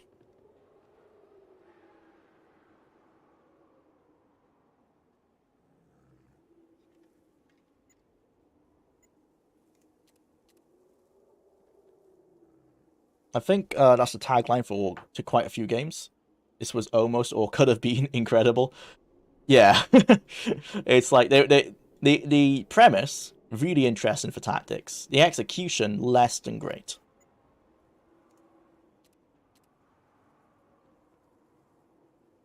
Okay, if I remember, we were actually at one point. Yeah, so the Brown in M2, it does more damage than Stoma's M50. Is it M50? M249 Saw, sorry. But he's not strong enough. You need a strength of 9, got a strength of 7. I think it's 8 when he's not irradiated. He's not strong enough regardless. Probably when we get power armor though, then we're sorted. Wait, how's he... Wait, why is... Oh no, why is everyone getting radiation down? What the hell's going on? So... What is going on? What's radioactive around here? The map hasn't mentioned anything about this, I don't think.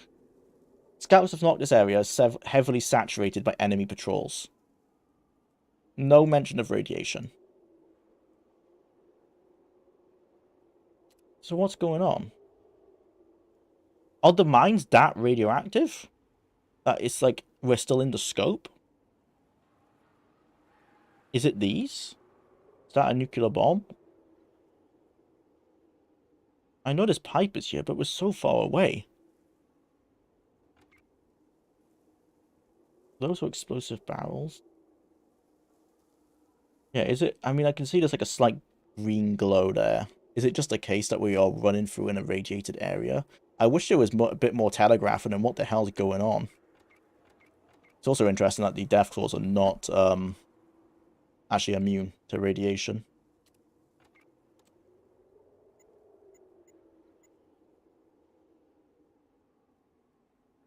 Can't believe how bad the reputation of the game used to be. It looks fun. It is fun. It's just a bit confusing at times. Like at the moment on... So we're going to have to reload again, which is frustrating. Oh, let's reload to where we've got no rads. Everyone stand up. Let's just get the hell out. Okay, we do have to run past the mines. That's not great. But like, maybe it's just the area we're in at the moment is... Wait. Why are you green? Wait, what the hell is on Dillion that's making him green? Is Dillion radioactive? Is that just the case because he's a ghoul, he emits radiation and we're getting irradiated off of him? Is that the mechanic? I think that's the mechanic. Well, shit. Is that what... Wait, is that what... He's... Oh, it's because he's a glowing one, of course. Yeah, but you irradiate those around you.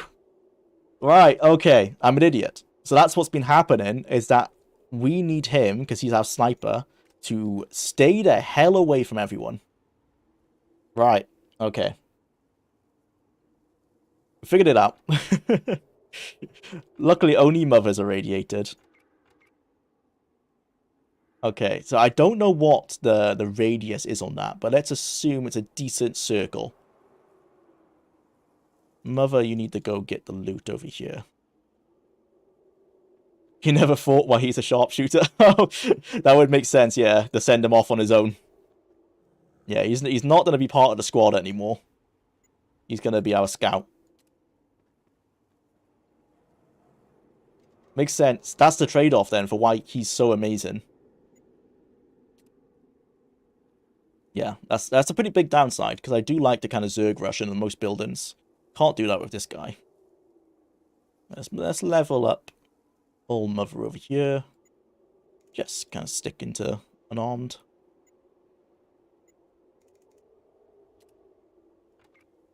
Right. Dillian then. Are you good at stealth?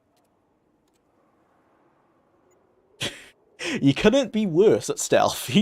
I guess it makes sense. He's literally glowing. Okay. So he's not a very good scout. As you can see him for miles.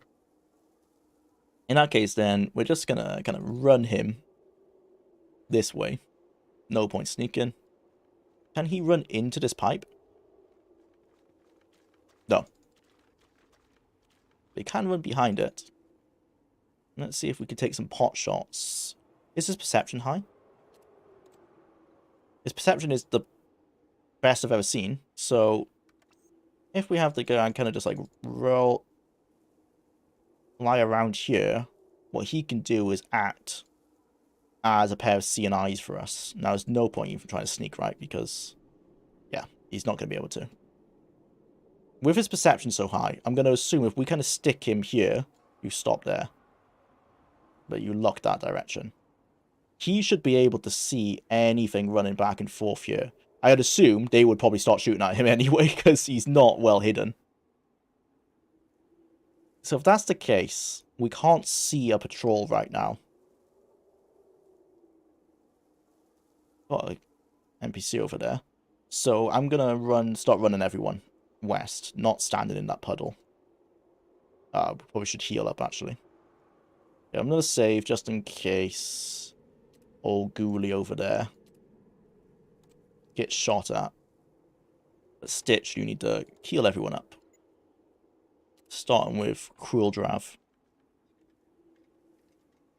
Kind of grindy in some places, but Tactics is like the Star Wars prequels. What comes later makes them better. Oh, I see what you mean. Yes, in that yeah. The later games in the series certainly do make... It makes you appreciate Tactics more. At the time, I can understand why people didn't like it, because they'd come from Fallout 1 being one of the best received RPGs of all time. Not the best, but one of. Fallout 2 being a little bit less as well received, but still very much adored. So, in comparison, this was clearly a fall-off. But then when Brotherhood of Steel came out, this got bumped up, and then when everything happened with the modern games, this got bumped up even more. Yeah, it makes you appreciate what you once had. That's for damn sure. Single.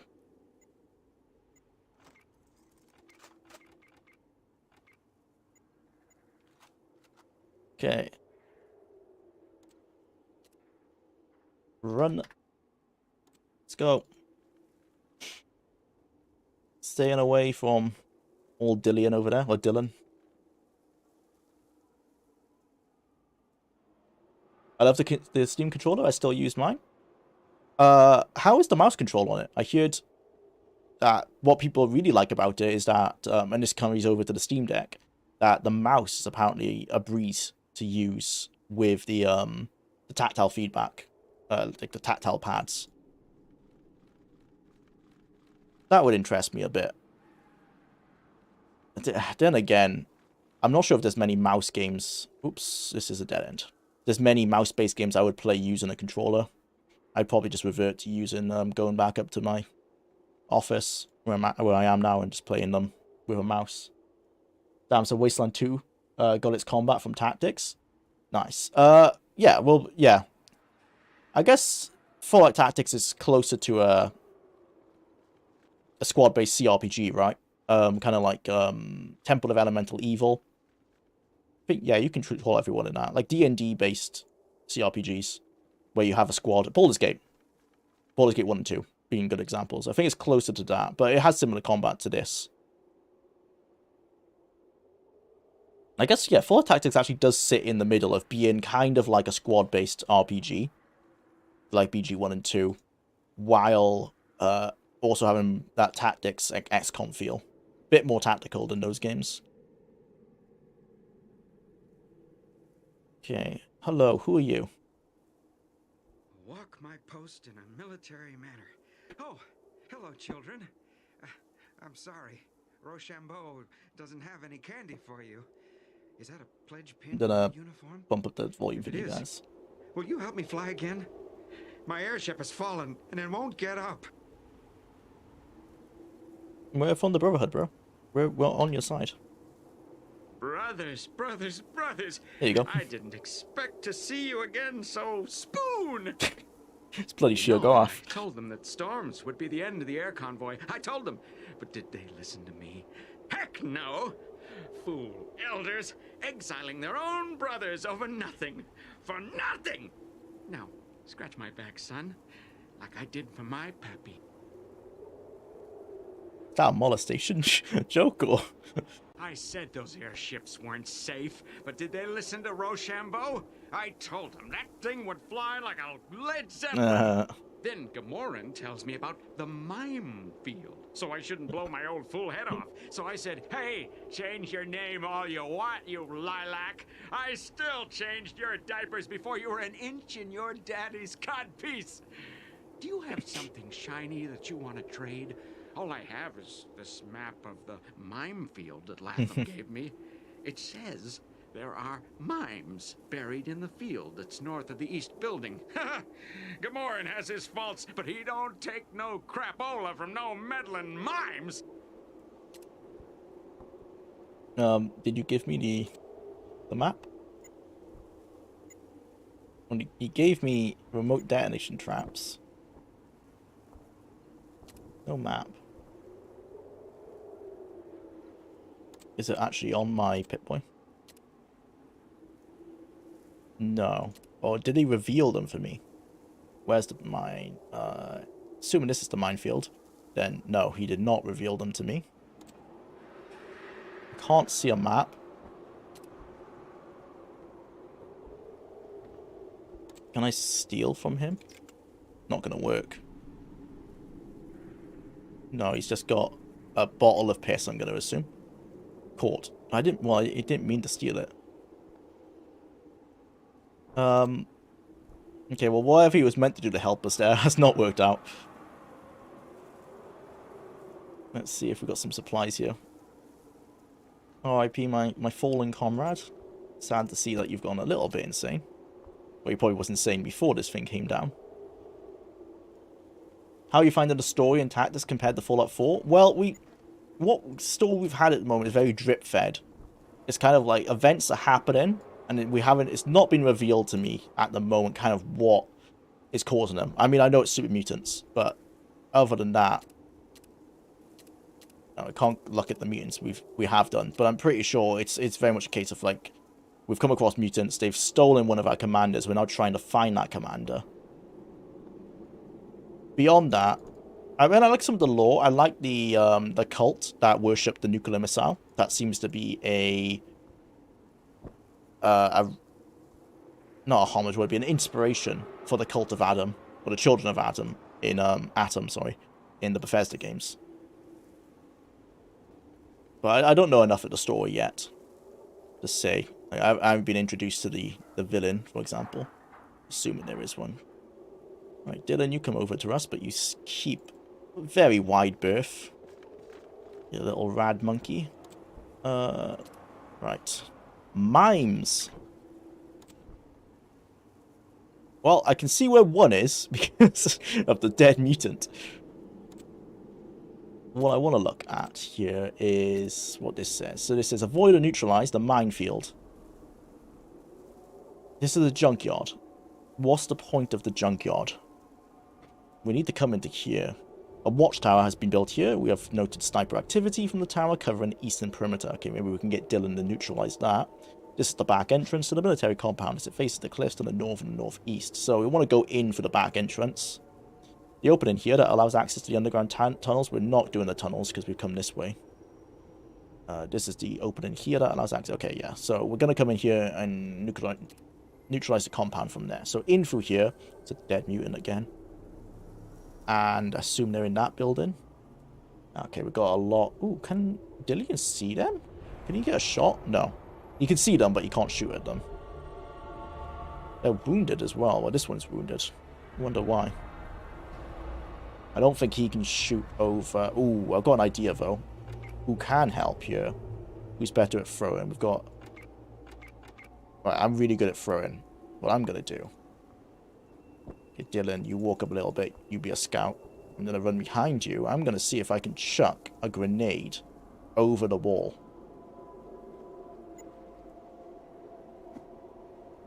Did I go over? Oh, it did. Yes. Okay, that's brilliant.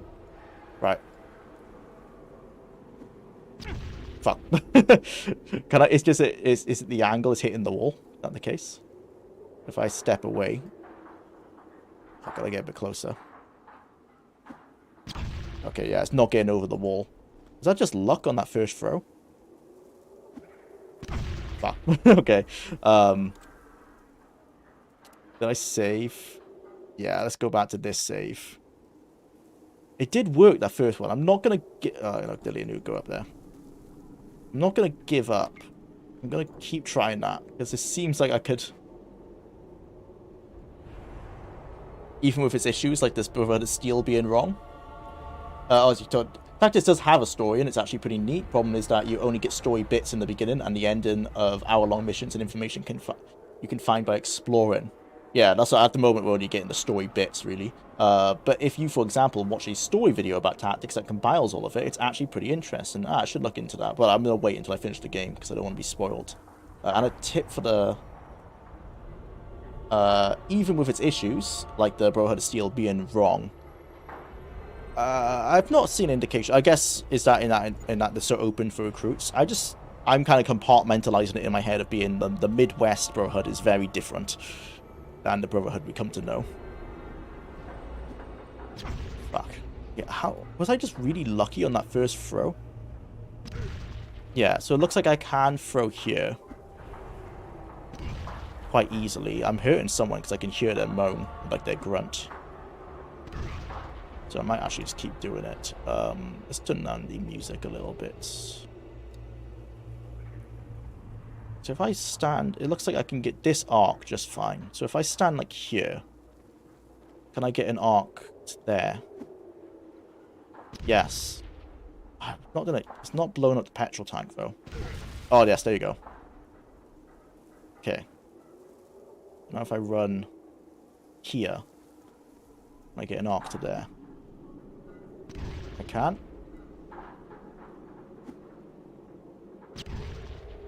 Okay, it was actually worth investing in throwing then.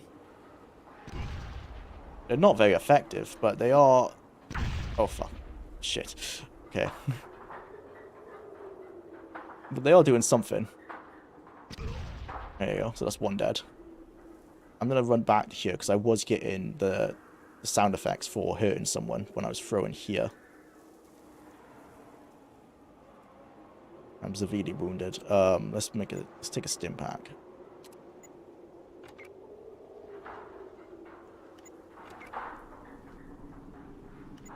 Save. Nades. Yeah, see, I am hitting the,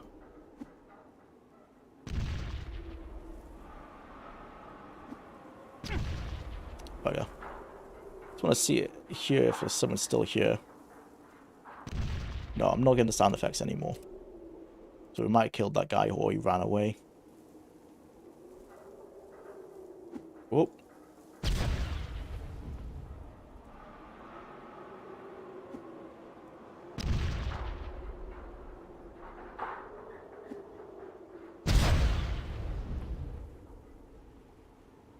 Yeah, Dylan, sorry. You actually go ahead and use your perception. Brilliant. There you go. Yeah. I'm really glad we bought this guy.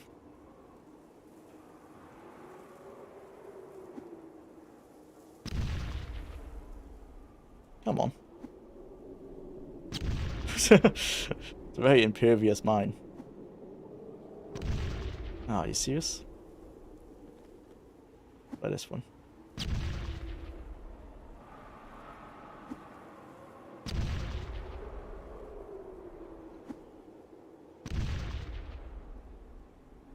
What are the chances of that? Oh, come on. It says 95%. There you go. Okay, Mother. Come down here. Give me those grenades. What? Does Mother's height come into it? And let me stand next to my sprite. Is she actually taller? No, I don't think she actually is that much taller, so I don't think she has... No, she hasn't got any extra distance because of that. Let me try, actually.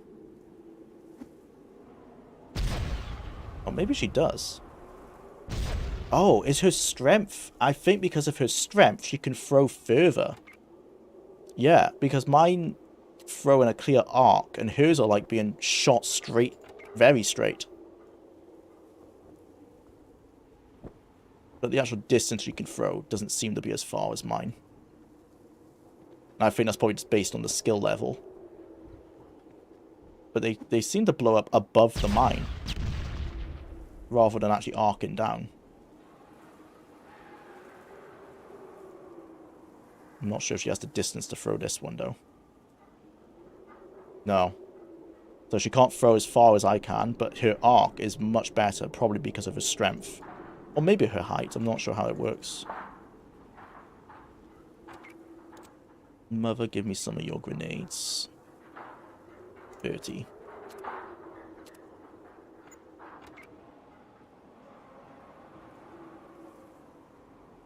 I can get to that place, I'm pretty sure.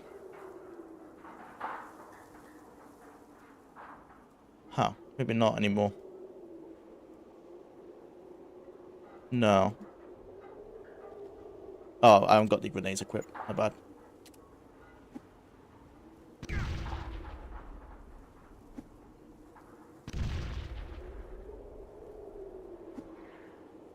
Slow and steady.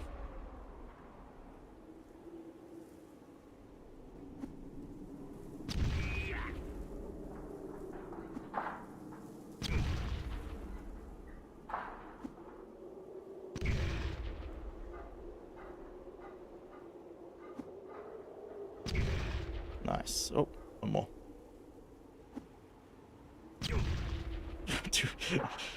The splash damage on these things is terrible. There you go. Okay. Save. Mimes. Right, so we're going to use Mother because she can throw them better. Dylan, you keep looking out. Search this room, actually. See what you can find. Nothing. Found trap. Yep. Wall. Can't find any more. Look in the building, why don't you? Is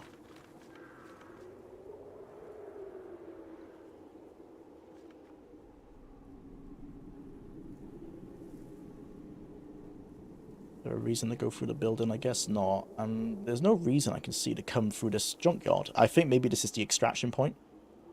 It's the only other reason I can see why that is even there. Okay, you come back, Dylan. Come up here. Mother. In you go. Throw. Nice.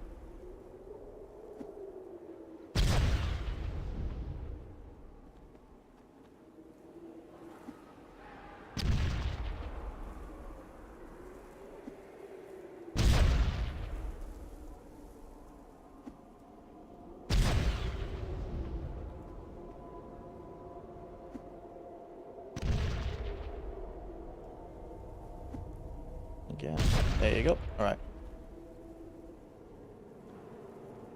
Dylan, up you go.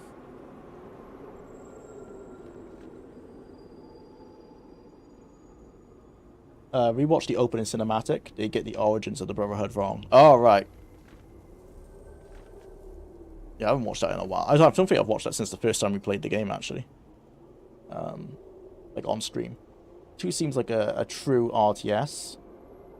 DOW 2 seems like a true RTS, and not the I control one and command the rest. But it's close enough, thanks for the recommendation.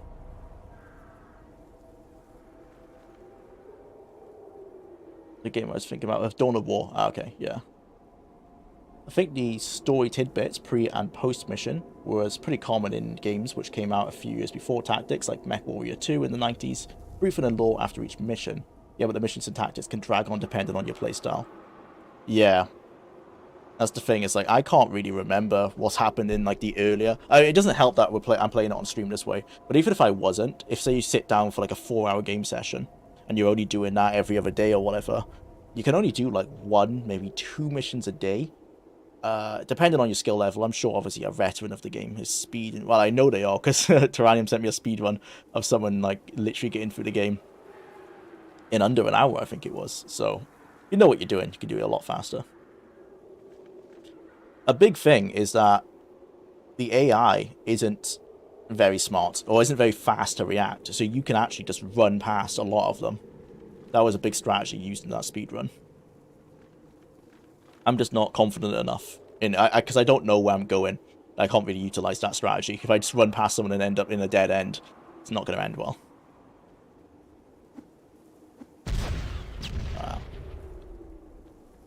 The AP is actually too high, and that mother can throw 2 grenades straight away. Okay, do we need to go that far? Maybe for the extraction, so let's clear some of these. But I'm not sure if we actually need to clear these ones, because we can already get in where we need to go.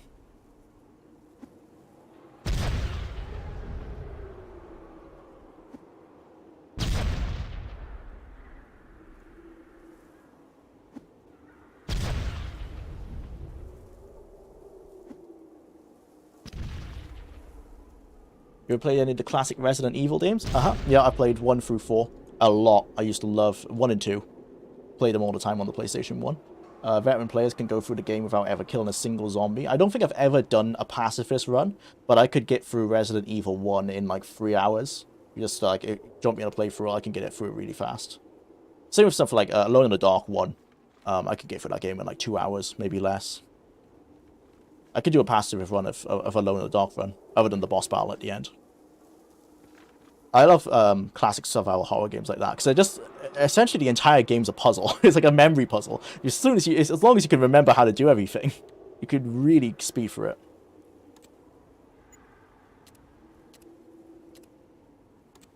Okay, let's go look out for some more mines. I am gonna go investigate this junkyard because I'm curious on why it's on our map. There must be a reason. Maybe it is just... Oh, snipers. Shit. Okay. Right. Crouch. Ah, but I can't get the angle if I crouch.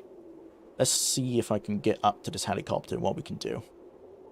Because they could probably snipe us down from that angle. There's a ladder there. I bet if I could crawl Dylan underneath, he could surprise them. But I'm not sure if he could win. He probably can't win that fight. Okay, keep crouching. See if I can crouch get behind this Huey. And get like this angle going. Some oil rigs there. Reminds me of in Mad Max. Is it Mad Max 2 or Mad Max 3 where there's a city built around oil rigs? Yeah, okay, I can't get an angle on them because they are lying down. That's a shame. Oh, okay. When the super mutants live in the junkyard, I really don't know why we'd come here.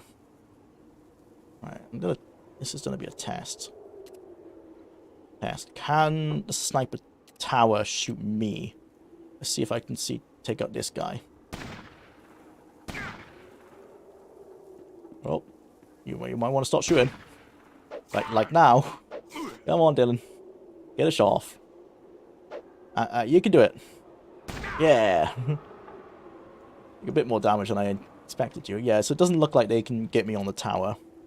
So if I just crouch, see if I can... Let's just keep investigating. Save.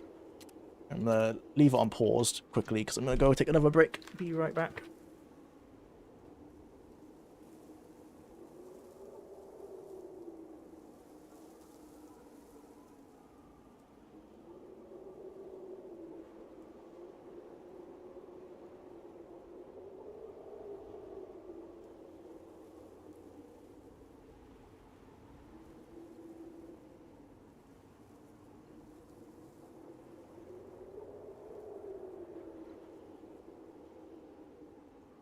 What I might try and do is bring Mother over here to act as bait.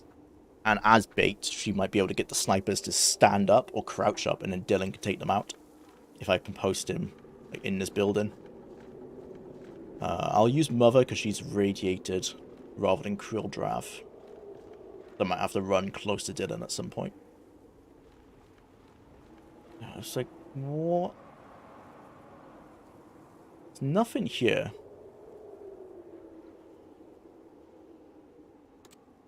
I think it might just be the extraction point.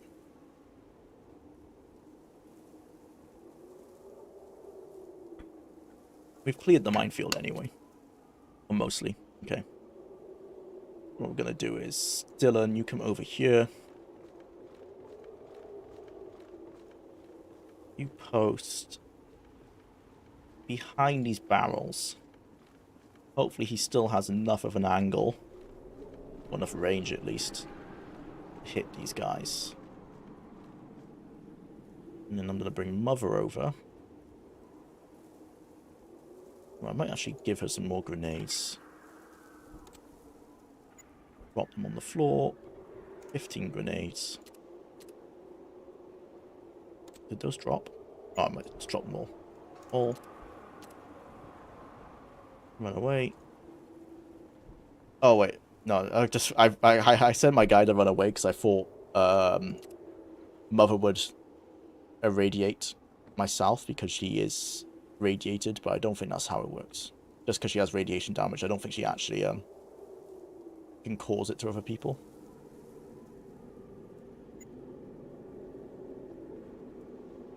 Throw a grenade. Don't.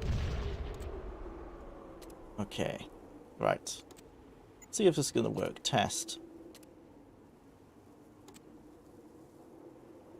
Stand up, snipers. Stand up, snipers. Snipers. Hello. Oh, you guys are useless. Okay, well, what I'm going to do instead is, is this smart? Yeah, I think this is smart. Oh, why are you guys irradiated over here? Okay, I think Jwlar just stood next to Dylan long enough to get irradiated himself. How's it affected him? Unarmed is slightly affected. His strength is still super high, so I'm not going to waste my one and only Radaway just yet. Also because I've already used it on myself, so never mind. Okay.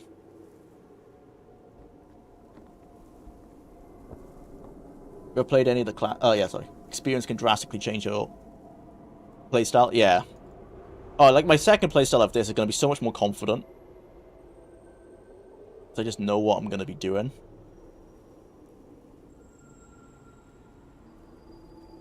Right. Yeah, we're going to give them a bad time. Shredded. So that's what's going to happen to these guys. You shred, you gore. Actually, Mother, you gore, because you've got higher AP. You shred. Mother up first. Jwlar up second. Gonna be a bad time. Mother, you go over here. Run, run, run. Get in, Jwlar. Mother, are you actually hitting him? Yeah, okay, you are now.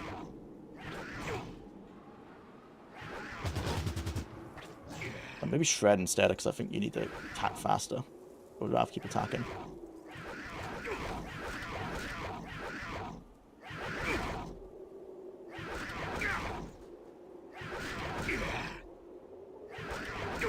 And now we wait.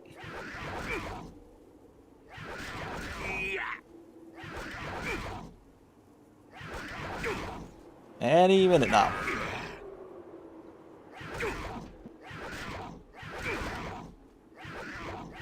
It's a bad day. Okay, there you go. Finally. That's one way of solving that problem.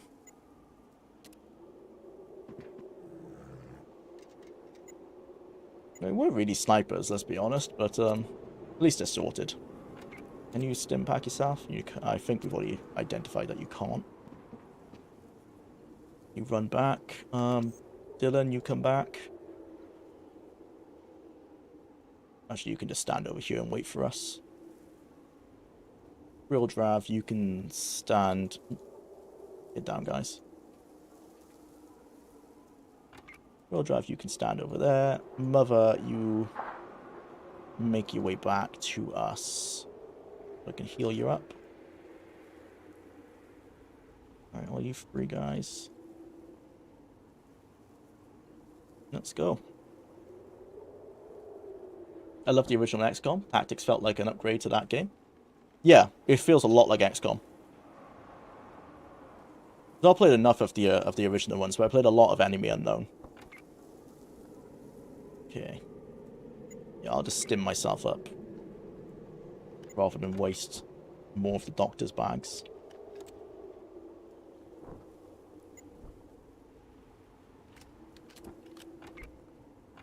Stitch. Fix up Mother.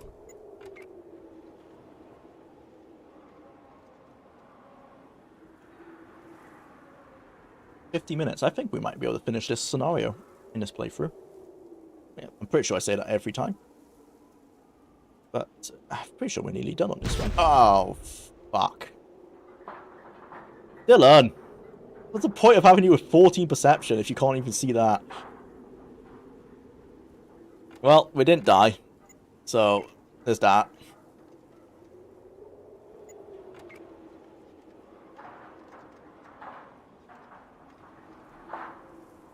I'll use a stim pack on Mother so she doesn't get the bandage trait.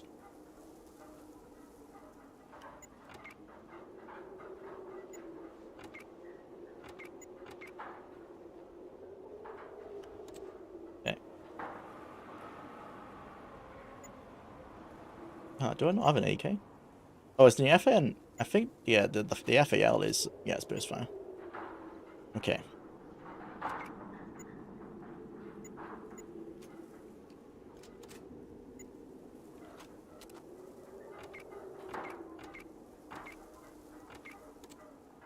Mother, get your grenades ready. Dylan, you heal yourself up.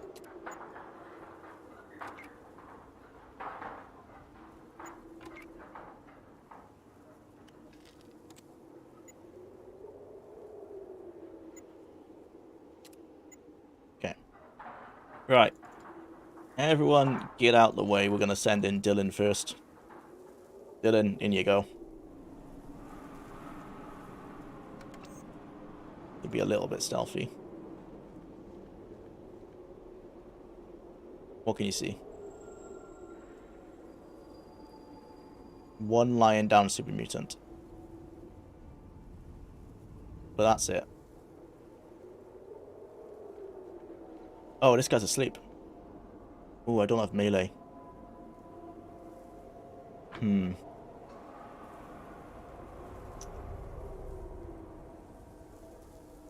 Well, a plan. Dylan, you kind of crouch out there slowly. You get out of the way. Right, I've got these detonators and remote detonation.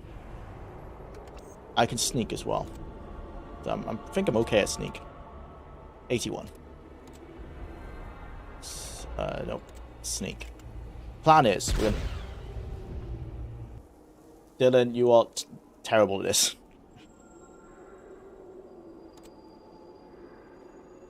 When we heal up, the plan is we're going to leave a detonate. We're going to leave a C4 next to the super mutant. We're going to leave a C4 next to these fuel tanks. We're going to crouch out and we're going to detonate them. That'll kill that guy. And I'm hoping that this will cause a distraction to bring people in. I'm going to stand Dylan here. So he can see in. We should be able to see the people come. And then we might be able to decide whether we want to come in and kill them.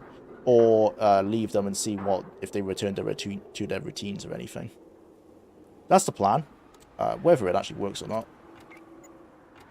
we're yet to find out.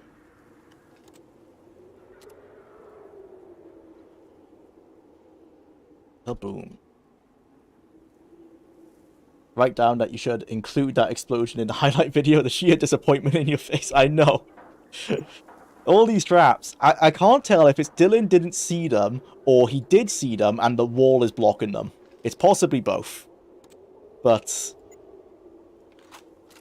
just if we could not run into any more mines, that would be great. Right, okay. Sneak. Save. Let's do it. Jwlar, you just walked past a great excuse to say, Dylan, you son of a bitch. Okay, next time we run into a trap. Yeah, we've got to say that. I completely didn't even think of that. Right. Drop. Oh, set the frequency. 04... wait, clear. 040. Will I remember that? Let's see, this one. 69. 069. Okay. Okay, crouch over here. Oh, did I drop it? Yeah, we dropped it. Okay, there's a guy here, and I don't know if he's gonna notice it. What am I? Oh, it's on top of the building. This is a building. Right, I didn't clock that at first. Well, now that I know, it's gonna change my plan. I'm gonna see... Right, so he's facing the other way. I think we can legitimately walk up these stairs and be okay. Is he sleeping, or is he lying down? We'll know if we walk around. He's got a different position to that Super Mutants thing. When we can identify him, it'll show if he's snoring. Well, what we can do actually is just drop this here. So yeah, put that on 6-9. I'm not sure if that'll hit him. But we're not going to use the C4 for anything else. There's a glitch here as well.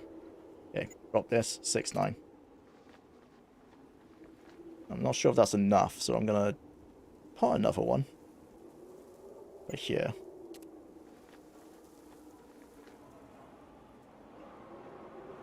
Ooh, gas tanks. I probably can't make my way over there, can I? No, there's definitely gonna be a lot of mutants around. Maybe if I crawl around this way? No, I assume there's gonna be mutants around here somewhere. Okay, that should be enough. Let's crawl out.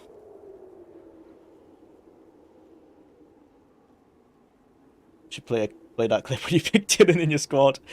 That's a good idea. The classic Arnold clip. Okay, so everyone runs away. Dylan, you stand there. Me, don't get too close to Dylan. Okay, I think I'm safe to run away now. Get out, sneak. Right. Let's save in case the explosion's way stronger than I think. Kaboom. Let's just kaboom 2. Right. Hopefully Dylan can see what's going to happen on top of that building. Remote detonator. Trigger 6-9. Well, it worked. Scouting. I don't know if it killed that mutant or not. Dylan, you go see what happened. This guy dead? Well, if he's not dead, he didn't wake up.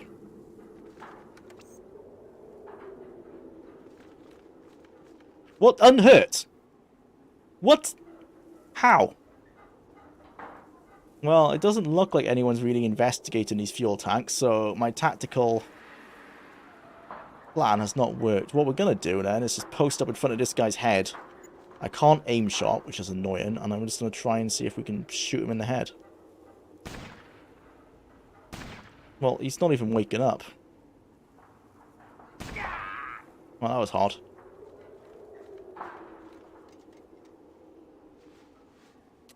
Okay. You keep scouting for me, Dylan. He's asleep. He's very much asleep. That's for damn sure. Didn't even notice. What are your thoughts on tactics? I like it, and I can appreciate what it was trying to do, but there's just so many of my plans that I've tried. I think I've actually every tactical plan that I've tried that has some level of tactics past run in and shoot tends to fail. Like what you just saw. And I think it's because I'm giving the game maybe a little bit too much credit. Like, I had hoping by blowing up these fuel tanks, it would have caused people inside this building to come out and investigate. That's not happened. And I was doing that so I could hopefully try and see how many people are inside the building. Well, we can see that it's 1, 2, based on Dylan's perception. Is there anyone else on the roof? We might be alone on... No, there's 1 more on the roof. So we've got at least 4 that we know of. There were 2 here, but we've killed them. Now, if I start shooting, they probably will react, is the thing. So what I need to do is get Dylan... Okay, there's 1 up here as well. Oh, fuck.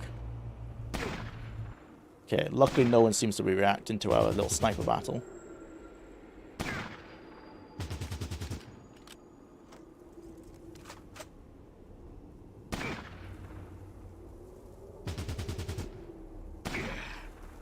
I should give... Actually, I'm going to have to kill this guy. It didn't use grenades. No. Okay, I was thinking if we could give Dylan grenades, that would help him, but probably won't. Let's just use Dylan to scout around, take out any stragglers. Shit. Okay, I can't get a shot from there. But he can't see us either.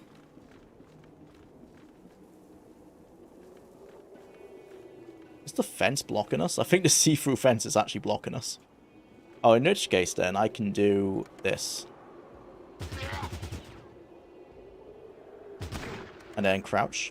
Let my AP go up. If I put myself in sentry mode or aggressive mode, if I stand up, I should shoot. I do, but it's not as fast as I would like it to be. Let's stim up. Oh, there's other people shooting us. Oh, shit. Oh, okay, fuck. Right, this is not gone well. That's not gone well at all. Okay, well, see, so sometimes they do actually notice you and respond. So we're going to do that strategy again.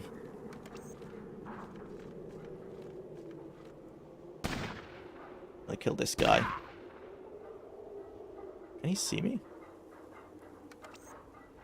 No.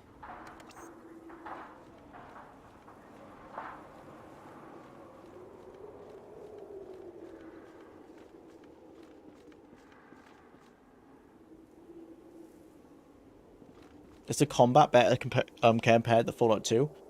Depends what you mean. In like, I think, yes, I would still guess, because when I played Fallout 2 last time, after playing Tactics, I was immediately disappointed when I remembered you can't control your companions. So for that reason, I do prefer Tactics. I like you can control your companions.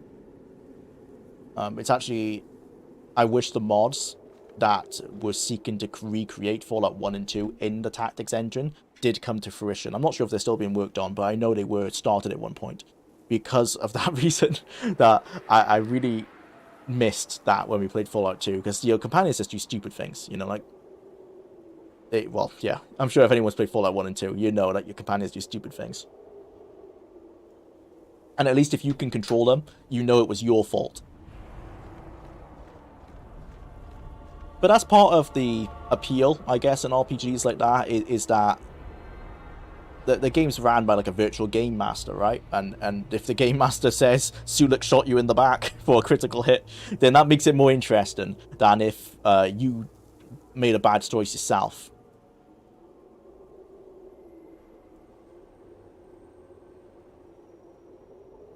Snap. Okay. If I shoot that guy, this guy's definitely gonna know. But what I can do is the same as what we did last time. So if I crouch over here, this guy won't know. We can line up here. Yep, now we can shoot him. And what I'm going to start doing, now that Dylan's kind of out of the way, is we can start bringing other people in. There's Krilldrath over here.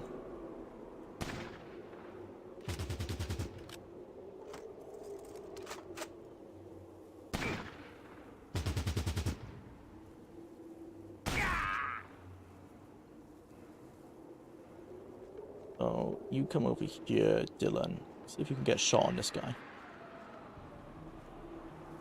No. This would be the only reason I would want a grenade. And there's that guy as well. And there's some people that might run around here. This is that guy, this guy.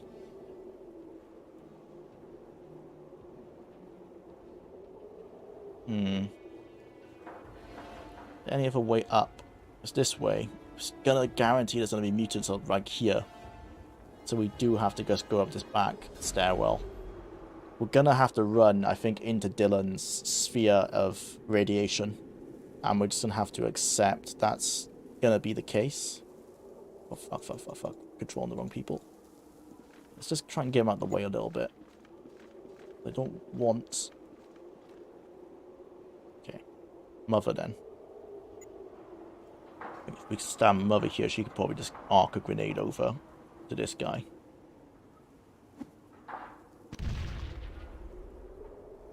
A little bit further. Yeah. Oh, fuck. Well, yeah, didn't really go the plan there. Dylan, if you could, like, can't hit him. Shit. Oh, I'm throwing grenades, that's why. Literally threw, like, point-blank grenades. I meant to shred. Dylan, can you... Okay, I'm gonna set Dylan to aggressive. Right, so he is shooting people now. Ah, fuck. Okay. We might have to bail. But I'm gonna see what we can do, so... Okay, turn-based. We need to get Stoma down here with a rocket launcher. So let's run him down the side. Jwlar can also hold them off. I need to run up the stairs over here. Stitch, you need to get over to Mother. So Mother, you need to run here. Stitch, you need to run over here. Okay. Mother, yeah, you just make sure that you're out. You crouch, actually. Okay, and turn.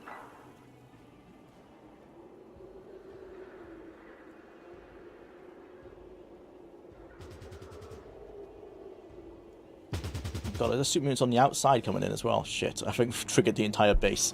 Yeah, we might be bailing this plan, but I'm going to see if I can play it out. Okay, let's see what we can do. Get my foul ready. Put myself into... I can't change my defensiveness and stuff in turn-based. I just need to get up the stairs. Up the stairs. Crouch down. I can't. Just get behind the sandbags. At least I've got an angle on this guy now.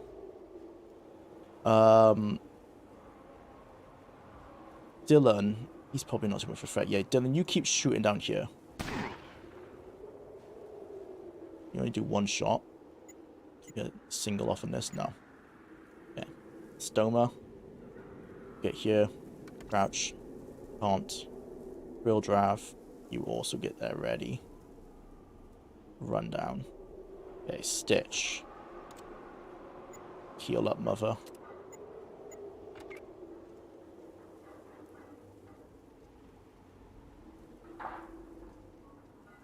Take your time. Any minute now. You could. Oh my god. Tactics improves on surprisingly a lot of things from Fallout 1 and 2, but it doesn't go enough for it to be distinctly different. I just feel very similar still. I'm getting more comments from a couple of people I've shown the documentary to. I've realized that nobody has said anything about the intro animation I did. I know it was bad still. I mean, it was nice, but I guess it's like... I've noticed with YouTube videos is that people almost expect a level of editing that they will generally just not comment on it. It's a shame, because, like, you know... to yourself, like, oh, I spent ages on that and I'm really proud of it. But people will just be like, oh, that was kind of cool, and then not really mention it. Just how it is, sadly. Sorry, but if the Deathclaw on the team runs away whimpering, I'm not going in there. Yeah, not great. Okay, is this just bugged? Like, what's going on here? Like, hello?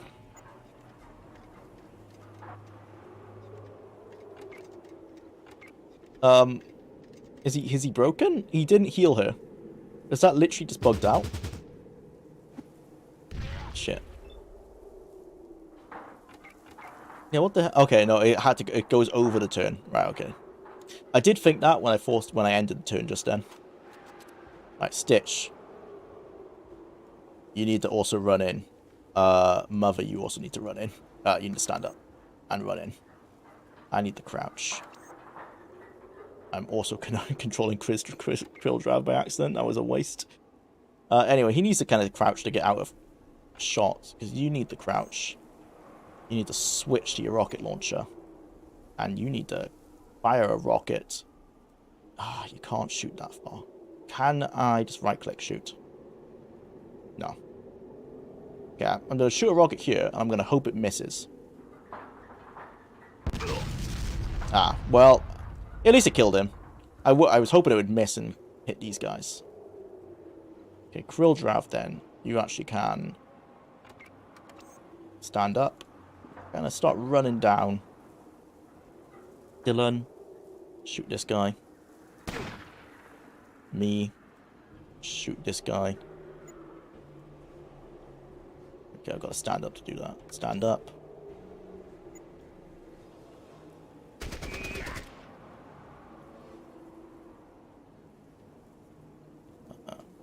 Mother, oh, everyone's done. I need to give Dylan a pistol. That takes 3 AP to shoot, because it's a waste of his AP otherwise.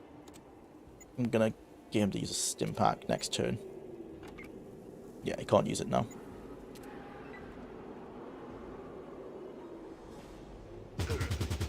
Good job.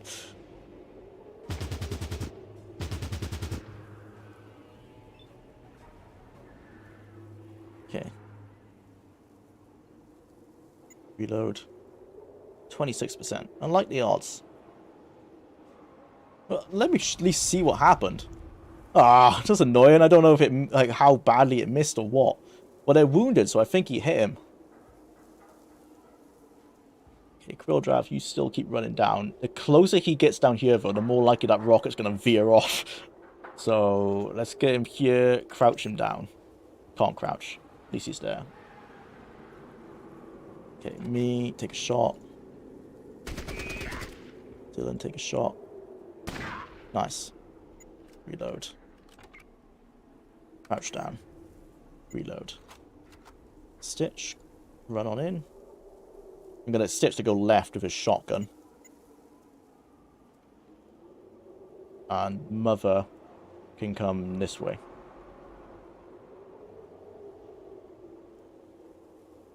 Alright. And turn. Okay. Stoma. And you No. Can't aim at those guys. Burst fire. Can you shoot this guy? Yeah, shoot this guy. Well, don't hit Krill in the back, but okay. At least he's dead. Okay, so, actually, I don't really know what I'm doing with Krill there, because I'd rather just take these guys out with rockets. So I'm going to bring Krill back.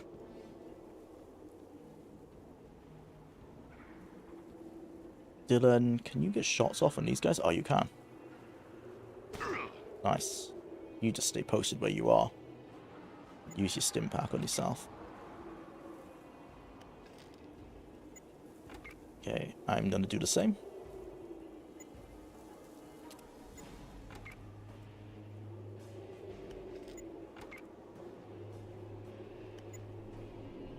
Mother, you go there. Stitch, you go down here. Nope, not me. Ah, fuck's sake. Yeah, the drag click in this game is a bit imprecise. Dylan, you get closer to those guys.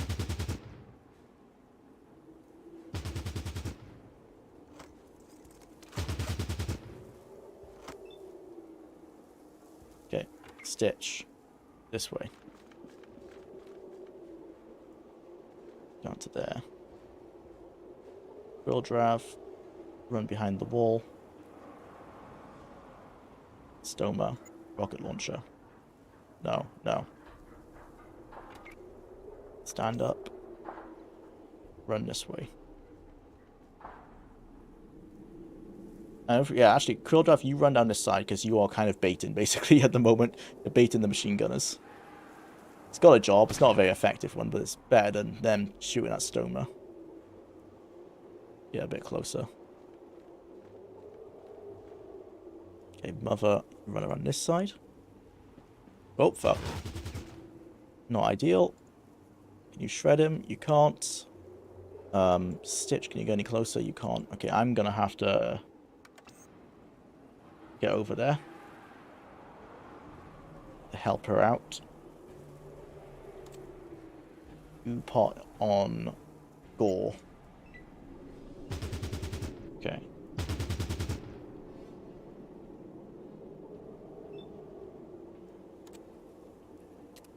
Save. Bomb.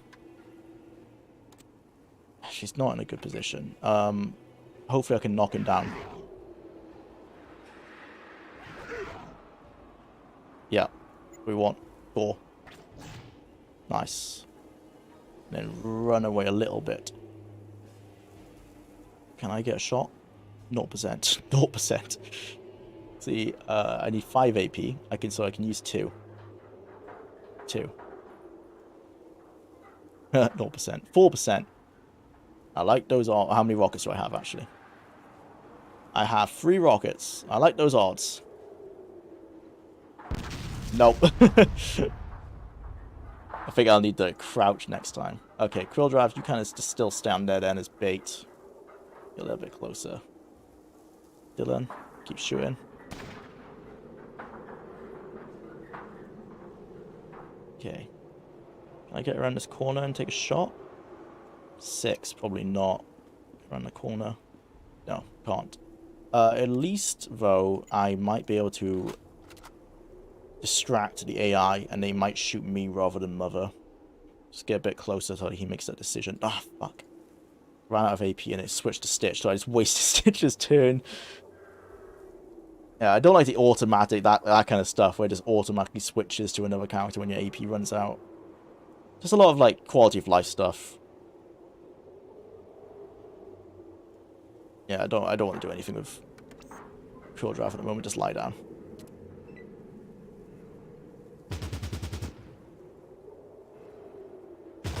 Shit. Actually, Dylan, can you get a shot on this guy? No. Okay, so I'm worried I'm gonna hit Mother. So I'm gonna... Oh, if I do single shot, I should be fine. Okay, single shot. And another. Okay, now she should be fine to shred him to death. Nice. Okay, Mother, you run this way. I'll stim pack you up next turn. Okay, Stitch, you get here. Ready. Where did I take it? Oh, fuck. Ah, shit. Okay. You crouch down behind the Nuka-Cola machine. And just kind of stand there. Krilldrav, I do have a job for you now. You are gonna have to come help us out. I think Stoma can hold those guys down with his rocket launcher. 0%. Oh. Maybe don't shoot when it's at 0%. Oh boy.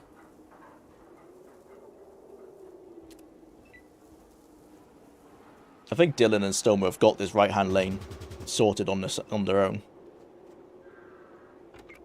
Stoma, you need to... He hasn't got stim packs. It's not ideal.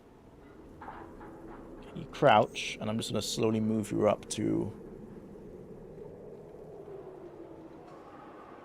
There. Right. Stim pack, Mother. Oh god, this could take a while.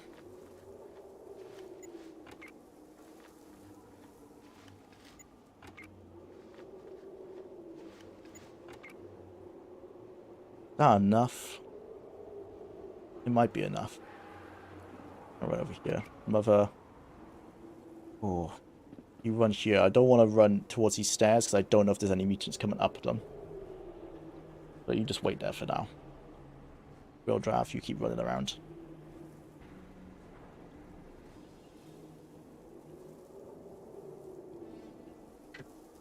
Why are they speaking English? The super mutants? Because they can.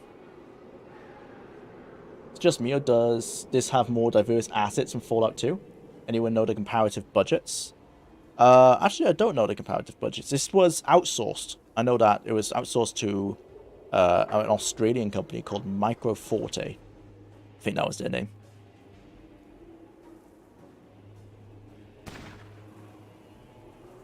But you're correct in that there is a lot more artwork in this game. A lot more of it is 3D modeled as well, rather than being 2D. Then again, I would say, it's 3D modeled and then turned into a sprite, but I think that is actually how Fallout 2 approached a lot of his artwork anyway.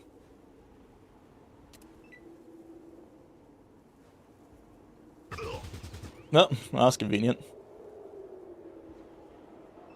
Hey, Stoma, keep doing the same, just crouching up to these crates to get a better angle.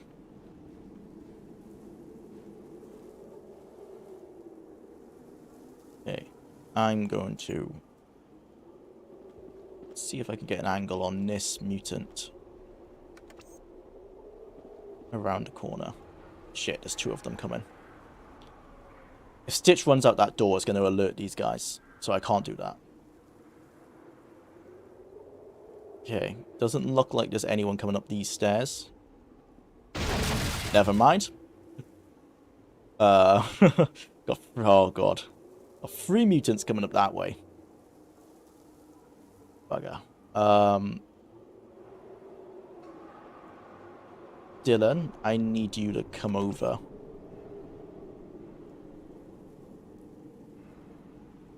Get down here.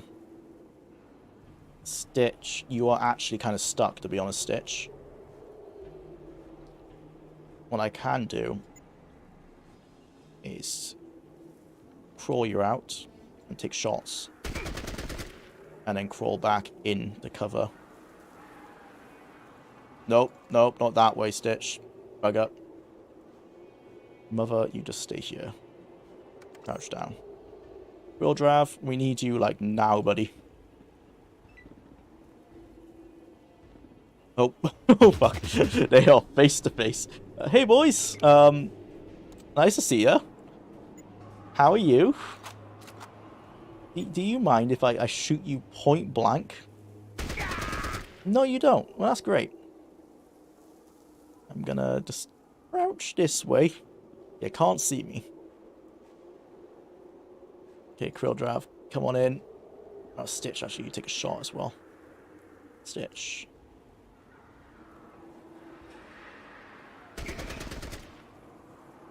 Okay, Krill Drav's out and moves. Dylan, yeah, you get up onto this central thing. Can you get any shot? Oh, you can shoot those guys now. I think we might be okay over here. I'm going to run him a bit more central so he can provide cover and fire if he needs to. Now Stitch can get behind the Nuka-Cola crate. Or the Nuka-Cola machine. Okay. Stoma, keep getting up to here. Reload. Next turn, yeah, 54%. I'm going to try that. Mother, I think you just stay out of it at the moment because your health's too low. Tactic updates the Fallout 2 engine. So the only thing they really did engine-wise was being able to control a squad in real-time combat, so the resources could be focused more on assets. Actually, yeah, that would make sense, because there was not a lot of time spent comparatively on actual, like, side quests. I guess it was the main narrative, some minor side quests, but mostly level design. I'd say it's level design and art design.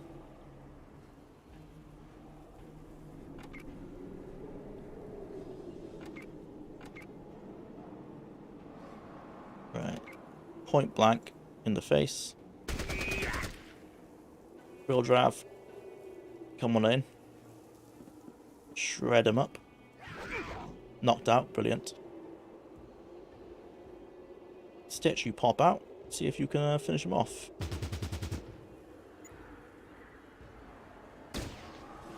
Not quite. Nearly, though. Now we've got that guy. I think Mother, she just peeks around this corner. Yeah. I'm gonna risk it. Because he could point blank her and kill her. But I think... Oh, actually, if she just lies down now, what she can do next turn is she'll pop up and she can run in to get that guy. Okay, Dylan, you start taking shots at this guy. Reload. Stoma, can you stand up? You see him? Yeah. Do it. I hate... Let me see what happened.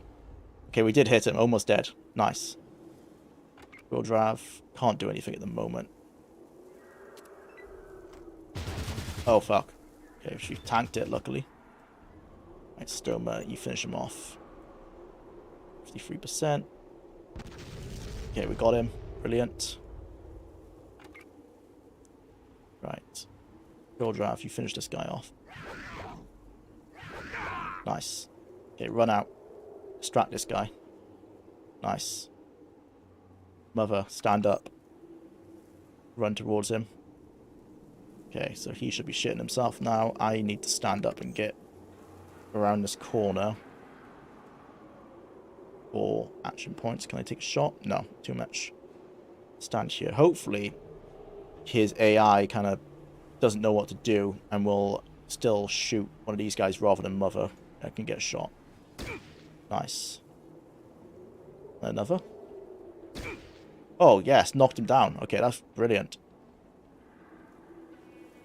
Dylan, you shoot that guy. Knocked out. Nice. Alright, fingers crossed. Mother doesn't get killed. Oh, fuck. Ooh, that's close. It is close. Right, okay. But it's over now. I can get first shot. Dylan can get 2 shots in.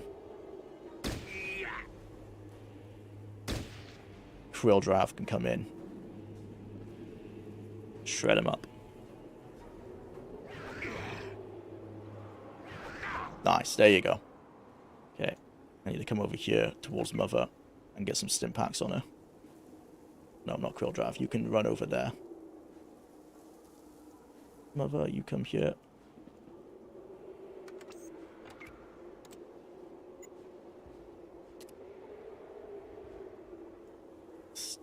Dylan. Oh, where'd that guy go? It's concerning that he's gone missing. Stoma, you start running out. Let's try and see where that guy has run off to.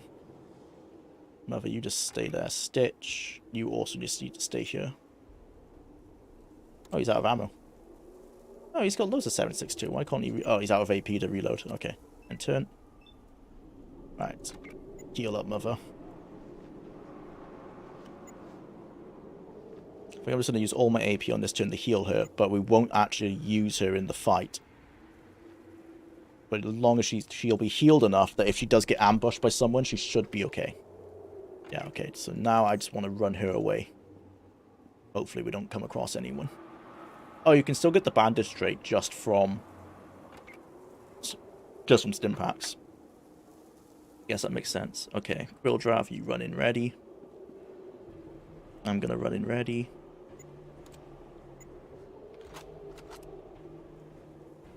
Stitch, get a little bit closer, I guess. Get shotgun ready. Stoma.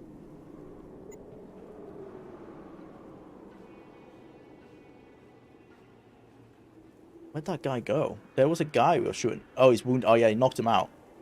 Okay, so Dylan, you come down here.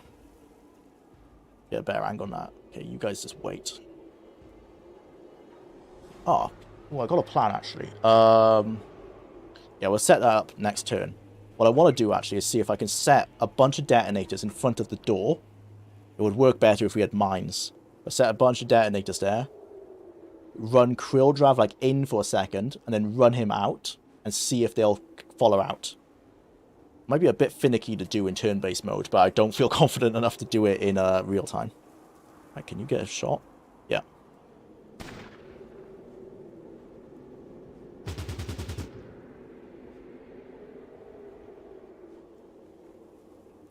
Okay, Mother, yeah, you just keep running away. Okay. I need to come over with my detonators. Okay, this might not work, because I realized in the time I'm setting down the detonators, they might figure me out. Do I have any detonators on Stitch? No. Okay. Stitch, you just chill. Jwlar, you just chill. Dylan, you just get a bit closer. Alright. End turn.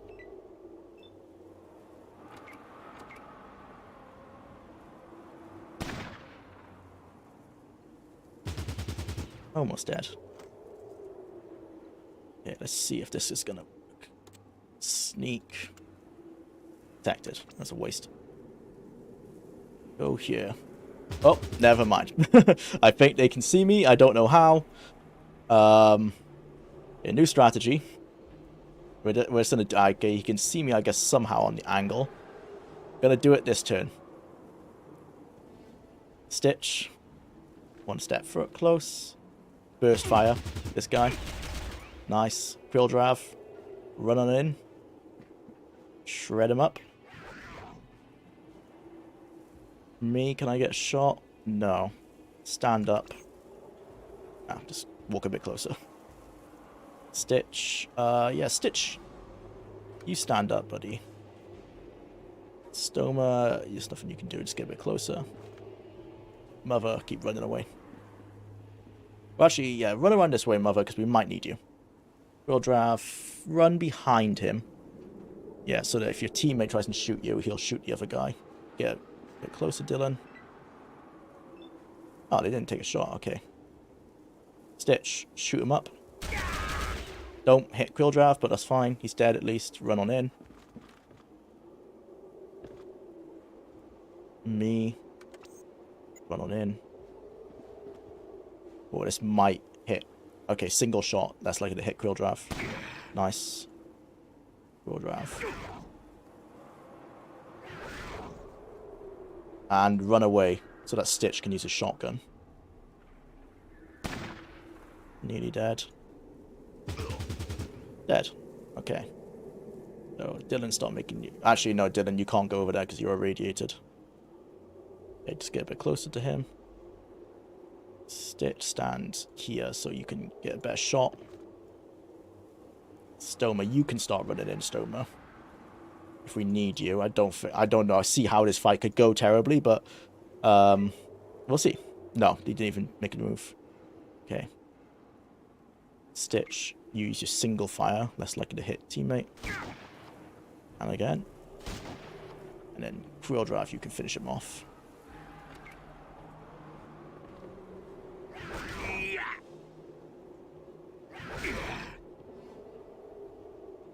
Oh, not enough. Okay, can I finish him? Nice. Okay, well, we actually finished combat. I thought we were looking... Huh. We were looking for our captured commander. Is he in the tunnels underground? I would have thought he'd be in here. Let me check. Kill... Oh, kill Gamoran. Gamoran. You have two objectives. Your first objective is to assassinate Gamoran. He is a dangerous man, and his knowledge of our inner working could prove our undoing. Without his guidance, the super mutants will lack the leadership and discipline to be a continual threat. I haven't seen him. Your second objective is to recover General Barnaky. All facts indicate that he is kept close to Gamoran. Assemble your squad immediately. Okay, so Gamoran is not in here. So he's either underground... Yeah, so he's either underground or he's in the junkyard. If he's in the junkyard, that's going to be so annoying because we were right there. Oh, man. Okay, I'm going to guess he must be underground then. Because we've killed everyone. Okay, well, everyone get into this building except Dylan.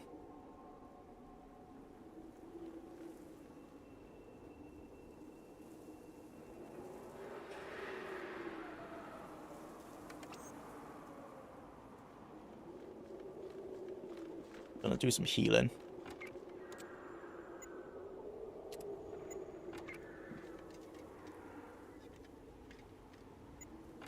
I don't think I can heal Mother anymore because she's been bandaged too much.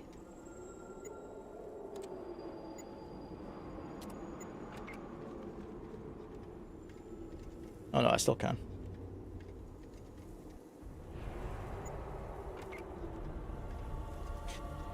When I hear that death sound, I instantly just think of Deus Ex. Yeah, I think it is the same stock sound, or at least it's very similar.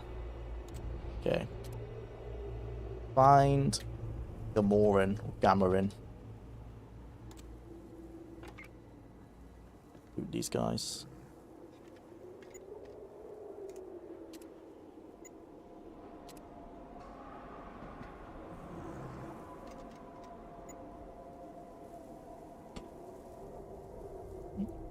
Sorry for hitting the mic.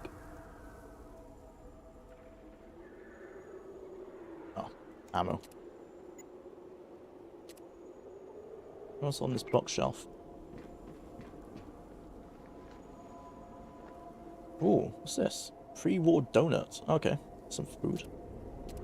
Stitch, you can come take these first aid kits.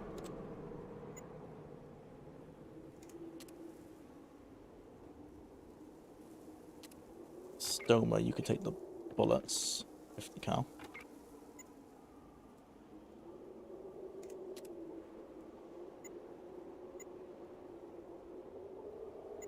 Still fresh, TM.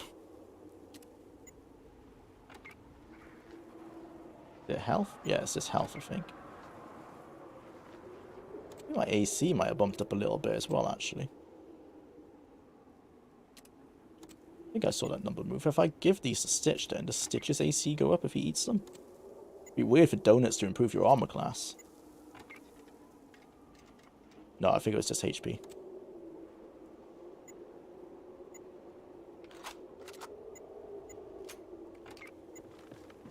Nope, nope, nope, nope. Stitch, come back.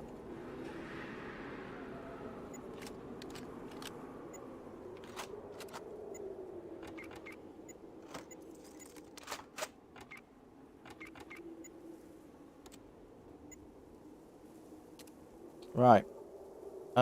Into the tunnels, I guess.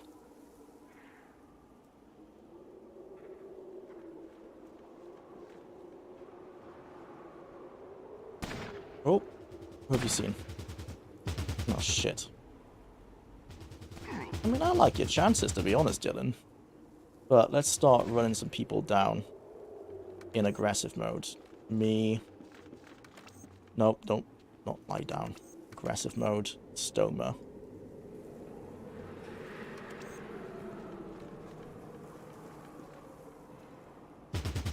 Oh, there's more. Yeah, it's all the guards. Okay, I took a lot of shooting then. Oh dear. Let's run that way.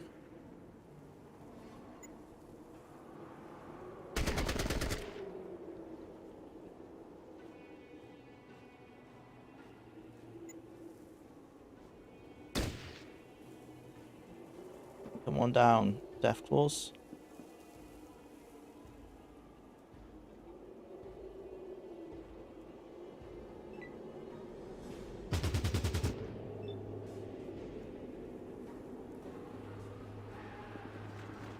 Bugger. Didn't mean to control both of them then.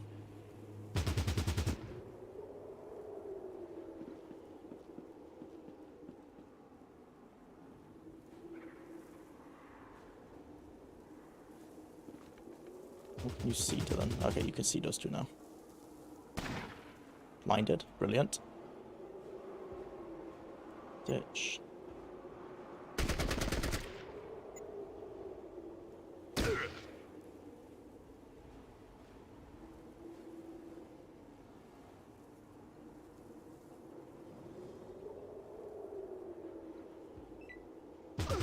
Oh, fuck.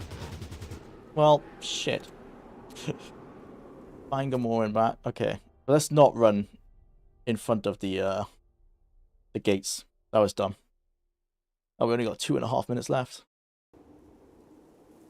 Yeah, well, because what I was gonna do is I was trying to bring Dylan down here to go. Don't take a shot, Dylan. That's what happened.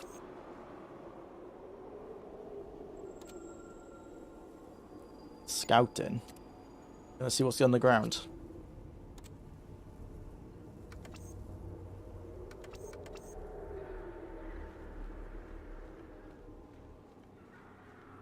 Oh, okay. Oh, okay. Yeah, this is definitely where they're gonna be. Oh boy, it's a big base.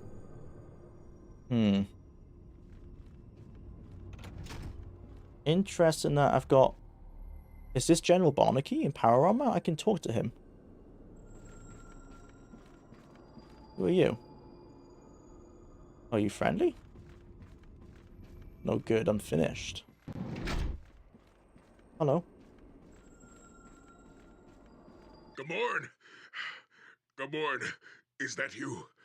I failed you, my lord. We all failed you. Whole platoon wiped out by that one monster. They crushed us. Those things, they don't feel pain. I used to think the same thing once. They took my prisoner, General Barnaky. What's stronger than I a super didn't have mutant? time. Get any information from him. He's a tough nut to crack, all right. Don't like mutants much either. You should have seen it, Gamoran. It looks like an angry god. Breathes fire and death. Geckos? It can't be that. I'm going to die. Oh, interesting. I don't hurt anymore. Why is it so bright? I hope it's not that damn robot again. Master. Did that finish the quest? No, I still need to kill Gamoran.